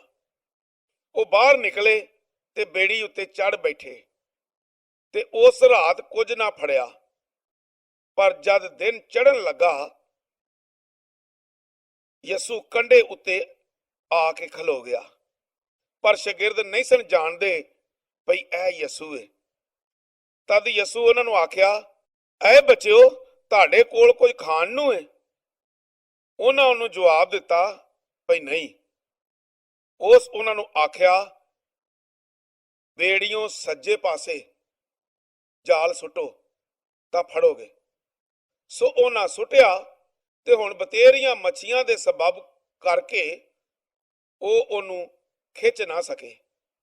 ਇਸ ਲਈ ਉਹ ਸ਼ਾਗਿਰਦ ਜਿਹਨੂੰ ਯਿਸੂ ਪਿਆਰ ਕਰਦਾ ਸੀ ਪਤਰਸ ਨੂੰ ਆਖਣ ਲੱਗਾ ਇਹ ਤੇ ਖੁਦਾਵੰਦ ਏ। ਸੋ ਜਦ ਸ਼ਮਊਨ ਪਤਰਸ ਇਹ ਸੁਣਿਆ ਭਈ ਇਹ ਖੁਦਾਵੰਦ ਏ ਤਦ ਆਪਣਾ ਕੱਪੜਾ ਲੱਕ ਨਾਲ ਬੰਨ ਲਿਆ ਕਿਉਂ ਜੋ ਨੰਗਾ ਸੀ ਤੇ ਸਮੁੰਦਰ ਵਿੱਚ ਛਾਲ ਮਾਰਦੀ। ਪਰ ਹੋਰ ਸ਼ਾਗਿਰਦ ਮੱਛੀਆਂ ਦਾ ਜਾਲ ਖਿੱਚਦੇ ਹੋਏ ਨਿੱਕੀ ਬੇੜੀ ਵਿੱਚ ਆਏ। ਇਸ ਲਈ ਭਈ ਉਹ ਕੰਢੇ ਤੋਂ ਦਰਾਡੇ ਨਹੀਂ ਸਨ ਪਰ 200 ਹੱਥ ਦੀ ਵਿੱਥ ਸੀ। ਸੋ ਜਦ ਉਹ ਕੰਢੇ ਉੱਤੇ ਉਤਰੇ ਕੋਲਿਆਂ ਦੀ ਅੱਗ ਧਰੀ ਵੇਖੀ ਤੇ ਉਹਦੇ ਉੱਤੇ ਮੱਛੀ ਰੱਖੀ ਹੋਈ ਤੇ ਨਾਲ ਰੋਟੀ। ਯਿਸੂ ਉਹਨਾਂ ਨੂੰ ਆਖਿਆ ਜਿਹੜੀਆਂ ਮੱਛੀਆਂ ਤੁਸਾਂ ਹੁਣ ਫੜੀਆਂ ਨੇ ਉਹਨਾਂ ਵਿੱਚੋਂ ਲਿਆਓ। ਸੋ ਸ਼ਮਊਨ ਪਤਰਸ ਬੇੜੀ ਉੱਤੇ ਚੜ ਕੇ ਜਾਲ ਨੂੰ ਜ਼ਮੀਨ ਉੱਤੇ ਖਿੱਚਿਆ। ਉਹ 153 ਵੱਡੀਆਂ ਮੱਛੀਆਂ ਨਾਲ ਭਰਿਆ ਹੋਇਆ ਸੀ ਤੇ ਭਾਵੇਂ ਇੰਨੀਆਂ ਸਾਰੀਆਂ ਸਨ ਪਰ ਜਾਲ ਨਾ ਟੁੱਟਾ। ਯਿਸੂ ਉਹਨਾਂ ਨੂੰ ਆਖਿਆ ਆਓ ਰੋਟੀ ਖਾਓ। ਤੇ ਸ਼ਾਗਿਰਦਾਂ ਵਿੱਚੋਂ ਕਿਸੇ ਨੂੰ ਪੁੱਛਣ ਦੀ ਦਲੇਰੀ ਨਾ ਹੋਈ ਭਈ ਤੂੰ ਕੌਣ ਹੈ, ਕਿਉਂ ਜੋ ਜਾਣਦੇ ਸਨ ਭਈ ਉਹ ਖੁਦਾਵੰਦ ਹੈ। ਯਿਸੂ ਆ ਕੇ ਰੋਟੀ ਲਈ ਤੇ ਉਹਨਾਂ ਨੂੰ ਦਿੱਤੀ, ਐਸੇ ਤਰ੍ਹਾਂ ਮੱਛੀ ਵੀ। ਹੁਣ ਇਹ ਤੀਜੀ ਵਾਰ ਹੈ ਭਈ ਯਿਸੂ ਮੁਰਦਿਆਂ ਵਿੱਚੋਂ ਜੀ ਉੱਠਣ ਦੇ ਪਿੱਛੋਂ ਸ਼ਾਗਿਰਦਾਂ ਨੂੰ ਵਿਖਾਲੀ ਦਿੱਤਾ। ਸੋ ਜਦ ਉਹਨਾਂ ਖਾ ਲਿਆ, ਯਿਸੂ ਨੇ ਸ਼ਮੌਨ ਪਤਰਸ ਨੂੰ ਆਖਿਆ, ਐ ਸ਼ਮੌਨ ਯਹੋਨਾ ਦੇ ਪੁੱਤਰ, ਤੂੰ ਇਹਨਾਂ ਤੋਂ ਮੇਰੇ ਨਾਲ ਵੱਧ ਮੁਹੱਬਤ ਰੱਖਣਾ ਹੈ? ਤੇ ਉਸ ਉਹਨੂੰ ਆਖਿਆ, ਐ ਖੁਦਾਵੰਦ, ਤੂੰ ਤੇ ਜਾਣਨਾ ਹੈ ਭਈ ਮੈਂ ਤੈਨੂੰ ਪਿਆਰ ਕਰਨਾ ਆ। ਉਸ ਉਹਨੂੰ ਆਖਿਆ, ਭਈ ਮੇਰੇ ਲੇਲੇ 4। ਫਿਰ ਦੂਜੀ ਵਾਰੀ ਉਹਨੂੰ ਆਖਿਆ, ਐ ਸ਼ਮੌਨ ਯਹੋਨਾ ਦੇ ਪੁੱਤਰ, ਤੂੰ ਮੇਰੇ ਨਾਲ ਮੁਹੱਬਤ ਰੱਖਣਾ ਹੈ? ਉਸ ਉਹਨੂੰ ਆਖਿਆ, ਖੁਦਾਵੰਦ ਤੂੰ ਤੇ ਜਾਣਨਾ ਹੈ ਭਈ ਮੈਂ ਤੈਨੂੰ ਪਿਆਰ ਕਰਨਾ ਆ। ਉਸ ਉਹਨੂੰ ਆਖਿਆ, ਮੇਰੀਆਂ ਭੇਡਾਂ ਨੂੰ ਪਾਲ। ਉਸ ਉਹਨੂੰ ਤੀਜੀ ਵਾਰ ਆਖਿਆ, ਐ ਸ਼ਮੌਨ ਯਹੋਨਾ ਦੇ ਪੁੱਤਰ, ਤੂੰ ਮੈਨੂੰ ਪਿਆਰ ਕਰਨਾ ਹੈ? ਐਸ ਗੱਲੇ ਭਈ ਉਸ ਤੀਜੀ ਵਾਰ ਉਹਨੂੰ ਆਖਿਆ, ਤੂੰ ਮੈਨੂੰ ਪਿਆਰ ਕਰਨਾ ਹੈ? ਪਤਰਸ ਉਦਾਸ ਹੋਇਆ ਤੇ ਉਹਨੂੰ ਆਖਿਆ, ਐ ਖੁਦਾਵੰਦ, ਤੂੰ ਹੀ ਸਭ ਕੁਝ ਜਾਣਨਾ ਹੈ, ਤੈਨੂੰ ਮਾਲੂਮ ਹੈ ਭਈ ਮੈਂ ਤੈਨੂੰ ਪਿਆਰ ਕਰਨਾ ਆ। ਯਿਸੂ ਨੂੰ ਆਖਿਆ, ਮੇਰੀਆਂ ਭੇਡਾਂ ਨੂੰ ਚਾਰ। ਮੈਂ ਤੈਨੂੰ ਸੱਚ ਸੱਚ ਆਖਣਾ ਆ, ਜਦ ਤੂੰ ਜਵਾਨ ਸੈਂ ਤੂੰ ਆਪਣਾ ਲੱਕ ਆਪ ਬੰਨਦਾ ਤੇ ਜਿੱਥੇ ਜੀ ਕਰਦਾ ਸੀ ਟੁਰਦਾ ਫਿਰਦਾ ਸੈਂ, ਪਰ ਜਦੋਂ ਤੂੰ ਬੁੱਢਾ ਹੋਏਗਾ ਤਦ ਆਪਣੇ ਹੱਥ ਪਸਾਰੇਗਾ ਤੇ ਦੂਜਾ ਤੇਰਾ ਲੱਕ ਬੰਨੇਗਾ ਤੇ ਜਿੱਥੇ ਤੇਰਾ ਜੀ ਨਹੀਂ ਕਰਦਾ ਉੱਥੇ ਤੈਨੂੰ ਚੁੱਕ ਲੈ ਜਾਏਗਾ। ਉਸ ਇਸ ਗੱਲ ਨਾਲ ਇਸ਼ਾਰਾ ਕੀਤਾ ਭਈ ਉਹ ਕਿਹੜੀ ਮੌਤ ਨਾਲ ਖੁਦਾ ਦੀ ਵਡਿਆਈ ਕਰੇਗਾ, ਤੇ ਇਹ ਆਖ ਕੇ ਆਖਿਆ, ਮੇਰੇ ਮਗਰ ਆ। ਪਤਰਸ ਪਿਛਾਂ ਮੁੜ ਕੇ ਉਸ ਸ਼ਾਗਿਰਦ ਨੂੰ ਜਿਹਨੂੰ ਯਿਸੂ ਪਿਆਰ ਕਰਦਾ ਸੀ ਮਗਰ ਆਉਂਦਿਆਂ ਵੇਖਿਆ, ਜਿਸ ਰਾਤ ਦੀ ਰੋਟੀ ਵੇਲੇ ਉਹਦੀ ਹਿੱਕ ਨਾਲ ਆਪਣਾ ਸਿਰ ਲਾਉਂਦਿਆਂ ਹੋਇਆਂ ਆਖਿਆ ਸੀ, ਐ ਖੁਦਾਵੰਦ, ਉਹ ਕੌਣ ਹੈ ਜਿਹੜਾ ਤੈਨੂੰ ਫੜਵਾਉਂਦਾ ਹੈ? ਸੋ ਪਤਰਸ ਉਹਨੂੰ ਵੇਖ ਕੇ ਯਿਸੂ ਨੂੰ ਆਖਿਆ, ਐ ਖੁਦਾਵੰਦ, ਉਹਦਾ ਕੀ ਹੋਵੇਗਾ? ਯਿਸੂ ਉਹਨੂੰ ਆਖਿਆ, ਜੇ ਮੇਰੀ ਮਰਜ਼ੀ ਹੋਵੇ ਭਈ ਇਹ ਮੇਰੇ ਆਉਣ ਤੀ ਕਰੇ ਤੇ ਤੈਨੂੰ ਕੀ, ਤੂੰ ਮੇਰੇ ਮਗਰ ਆ। ਤਦ ਭਰਾਵਾਂ ਵਿੱਚ ਇਹ ਗੱਲ ਮਸ਼ਹੂਰ ਹੋ ਗਈ ਭਈ ਉਹ ਸ਼ਾਗਿਰਦ ਨਾ ਮਰੇਗਾ। ਪਰ ਯਿਸੂ ਉਹਨੂੰ ਇਹ ਨਹੀਂ ਸੀ ਆਖਿਆ ਭਈ ਇਹ ਨਾ ਮਰੇਗਾ, ਪਰ ਇਹ ਭਈ ਜੇ ਮੇਰੀ ਮਰਜ਼ੀ ਹੋਵੇ ਭਈ ਇਹ ਮੇਰੇ ਆਉਣ ਤੀ ਕਰੇ ਤੇ ਤੈਨੂੰ ਕੀ। ਇਹ ਉਹੋ ਹੀ ਸ਼ਾਗਿਰਦ ਹੈ ਜਿਹੜਾ ਉਹਨਾਂ ਗੱਲਾਂ ਦੀ ਗਵਾਹੀ ਦਿੰਦਾ ਹੈ, ਤੇ ਜਿਸ ਇਹ ਗੱਲਾਂ ਲਿਖੀਆਂ ਤੇ ਅਸੀਂ ਜਾਣਨੇ ਆ ਭਈ ਉਹਦੀ ਗਵਾਹੀ ਸੱਚੀ ਹੈ। ਤੇ ਹੋਰ ਢੇਰ ਸਾਰੇ ਕੰਮ ਨੇ ਜਿਹੜੇ ਯਿਸੂ ਕੀਤੇ, ਜੇ ਉਹ ਵੱਖਰੇ ਵੱਖਰੇ ਲਿਖੇ ਜਾਂਦੇ ਤੇ ਮੈਂ ਸਮਝਦਾ ਆ ਵੀ ਜਿਹੜੀਆਂ ਕਿਤਾਬਾਂ ਲਿਖੀਆਂ ਜਾਂਦੀਆਂ ਉਹ ਦੁਨੀਆ ਵਿੱਚ ਨਾ ਸਮਾਉਂਦੀਆਂ। 141 ਅੰਜੀਲਾਂ ਦਾ ਮਕਸਦ, ਯਹੋਨਾ 20 ਬਾਬ ਉਹਦੀ 30 ਤੇ 31 ਐਤ। ਤੇ ਬਹੁਤ ਹੋਰ ਵੀ ਕਰਾਮਾਤਾਂ ਜਿਹੜੀਆਂ ਸ਼ਾਗਿਰਦਾਂ ਦੇ ਸਾਹਮਣੇ ਕੀਤੀਆਂ, ਜਿਹੜੀਆਂ ਇਸ ਕਿਤਾਬ ਵਿੱਚ ਨਹੀਂ ਲਿਖੀਆਂ ਗਈਆਂ, ਪਰ ਇਹ ਗੱਲਾਂ ਲਿਖੀਆਂ ਗਈਆਂ ਨੇ ਤਾਂ ਜੋ ਤੁਸੀਂ ਈਮਾਨ ਲਿਆਓ ਭਈ ਯਿਸੂ ਜੋ ਏ ਉਹੋ ਹੀ ਮਸੀਹ ਦਾ ਪੁੱਤਰ ਏ, ਤੇ ਈਮਾਨ ਲਿਆ ਕੇ ਉਹਦੇ ਨਾਂ ਤੋਂ ਤੁਹਾਨੂੰ ਜ਼ਿੰਦਗੀ ਮਿਲੇ। 142 ਵੱਡਾ ਅਖਤਿਆਰ, ਮੱਤੀ 28 ਬਾਬ ਉਹਦੀ 16 ਐਤ ਤੋਂ ਲੈ ਕੇ 20 ਐਤ ਤੀਕ। ਪਰ 11 ਸ਼ਾਗਿਰਦ ਗਲੀਲ ਨੂੰ ਟੁਰ ਗਏ, ਉਸ ਪਹਾੜ ਵੱਲ ਜਿੱਥੇ ਯਿਸੂ ਉਹਨਾਂ ਨਾਲ ਠਹਿਰਿਆ ਹੋਇਆ ਸੀ, ਤੇ ਉਹਨਾਂ ਉਹਨੂੰ ਵੇਖ ਕੇ ਸਜਦਾ ਕੀਤਾ। ਪਰ ਬਾਜ਼ਿਆਂ ਨੇ ਸ਼ੱਕ ਕੀਤਾ, ਤੇ ਯਿਸੂ ਨੇ ਕੋਲ ਆ ਕੇ ਉਹਨਾਂ ਦੇ ਨਾਲ ਗੱਲ ਕੀਤੀ ਤੇ ਆਖਿਆ ਭਈ ਅਸਮਾਨ ਵਿੱਚ ਤੇ ਜ਼ਮੀਨ ਉੱਤੇ ਸਾਰਾ ਅਖਤਿਆਰ ਮੈਨੂੰ ਦਿੱਤਾ ਗਿਆ ਹੈ, ਐਸ ਕਰਕੇ ਤੁਸੀਂ ਜਾਓ ਤੇ ਸਾਰੀਆਂ ਕੌਮਾਂ ਨੂੰ ਸ਼ਾਗਿਰਦ ਬਣਾਓ ਤੇ ਬਾਪ ਤੇ ਪੁੱਤਰ ਤੇ ਪਾਕ ਰੂਹ ਦੇ ਨਾਂ ਉੱਤੇ ਉਹਨਾਂ ਨੂੰ ਬਪਤਿਸਮਾ ਦਿਓ ਤੇ ਉਹਨਾਂ ਨੂੰ ਸਿਖਾਓ ਭਈ ਉਹਨਾਂ ਸਾਰੀਆਂ ਗੱਲਾਂ ਦੀ ਪਾਲਣਾ ਕਰਨ ਜਿਨ੍ਹਾਂ ਦਾ ਮੈਂ ਤੁਹਾਨੂੰ ਹੁਕਮ ਦਿੱਤਾ ਸੀ। ਤੇ ਵੇਖੋ, ਦੁਨੀਆ ਦੇ ਅਖੀਰ ਤੀਕਰ ਹਰ ਵੇਲੇ ਮੈਂ ਤੁਹਾਡੇ ਨਾਲ ਆ। ਆਮੀਨ। 143 ਸਾਊਦ ਇਮਾਲ ਪਹਿਲਾ ਬਾਬ ਉਹਦੀ 3 ਐਤ ਤੋਂ ਲੈ ਕੇ 11 ਐਤ ਤੀਕਰ। ਉਹਨਾਂ ਨੂੰ ਉਸ ਆਪਣੇ ਦੁੱਖ ਸਹਿਣ ਦੇ ਪਿੱਛੋਂ ਬਥੇਰਿਆਂ ਸਬੂਤਾਂ ਨਾਲ ਆਪਣੇ ਆਪ ਨੂੰ ਜਿਉਂਦਾ ਵਿਖਾਇਆ।